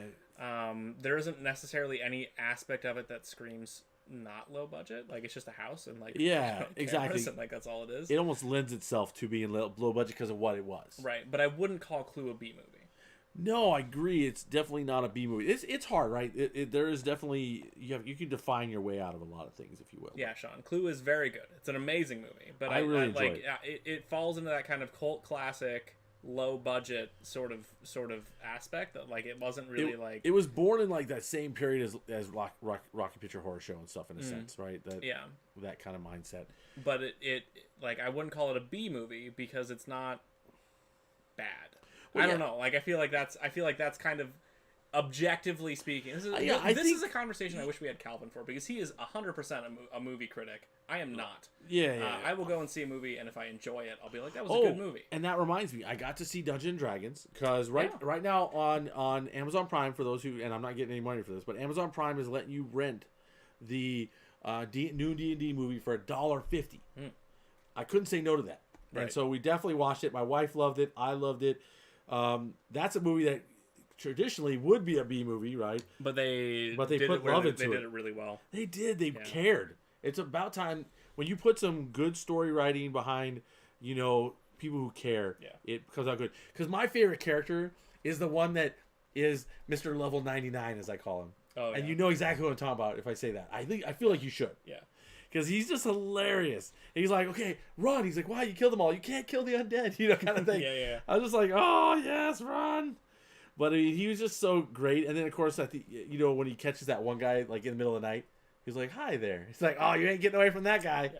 I love that movie. I thought it was really great. I think the thing that I love the most about it was that it felt like a D&D campaign. Yes. Like the decisions that the characters made in the movie felt like a decision that players would make while playing D&D. Yes. And it was very reminiscent of that, where like their plans didn't quite go the way that they had intended for them to go. They're using like magical items in ways that they're not supposed to be used. Exactly. Oh, we can totally just like, it works this way, and you're like, that's not how. Whatever. Okay. Whatever. Good luck. Yes. They're moving on to Plan D, which is apparently Plan A originally, but they're like, well, we can't go back to Plan A because Plan A is cursed, so we're just using Plan A, but we're calling it Plan D. Like those sort of like lingo or whatever just feels like. I just love these like, yes, we fail and we'll could keep failing. So that until we win, kind of thing. Yeah, so I mean, there was just a lot of, it was really good. A lot of lightheartedness mixed in. It was hard not to, at least personally, it was hard not to enjoy it. And the fact that my wife liked it a lot too says a lot, because she tends to be like, oh, BS, oh, it's terrible. Give me a break, And instead she was like all in, you know. So. I was very happy that it was that good because I want more movies of it. Yes. I want more of them.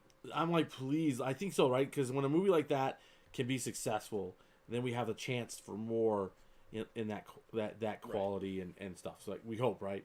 Because sometimes they just go, cash grab, and then you're just like, no. Right. Why'd you ruin it for me? So we'll see what they do, right? Because it definitely deserves a sequel, because there's that kind of movie just ends perfectly for a sequel. At least to me it does. Because it's just, like, hey, honestly, where are we going now? I don't know. They could do another movie that is just like a completely different story with entirely different characters and entirely different actors and whatever, right? Yep. Like, it's just because your IP or like what you're utilizing is just D&D. That's true. Which lends itself to, it's a different campaign. That's true. In a different world with different people. Like that happens Spelljammer. all the time. Yeah, exactly, right? I mean, that's the only thing I was like one of the few people that always thought Spelljammer was really cool. Well, all my friends just want to do regular D&D, and I was like, oh, okay. I want to fly in ships and in space and do stuff. It was cool, right? Because, I mean, no other D&D does that I'm aware of. So it was definitely, like, my hopes and dreams. Yeah. Let's see, we got this. I forgot a couple spears while I was here, so I got to backtrack and get all these spears, but that won't take long. Okay, let's see here. Let's see. The last D&D campaign that I did was set in the Forgotten Realms, and I drove my GM insane because every once in a while he would be talking about where we are, and I'd be like, "Where is this?" And he's like, "Oh, we're in this place," and I was like, Right, and like, what realm is it? And he's like, oh, the Forgotten Realms. I'm like, oh, right, sorry, I forgot. And he's like, stop it. I'm like, I'm sorry. I just every single night that we played, I would try to get him to follow that. Like, what realm are we in? Like, oh, the Forgotten Realms. Oh, right. Sorry, I just. Do you ever play like the one like there's the Black Sun one or whatever it was? It's like a all desert, hard place to live one. No. There's like there was a D&D realm that is like all desert and like steel and stuff like that are super rare. So people are using like bone weapons and bone armor. It was I played the video game version of it, but that's another one that I didn't know a lot of people that wanted to play, sadly. But some of those hard to exist realm ones, I guess, were not as interesting to some people. Oh well.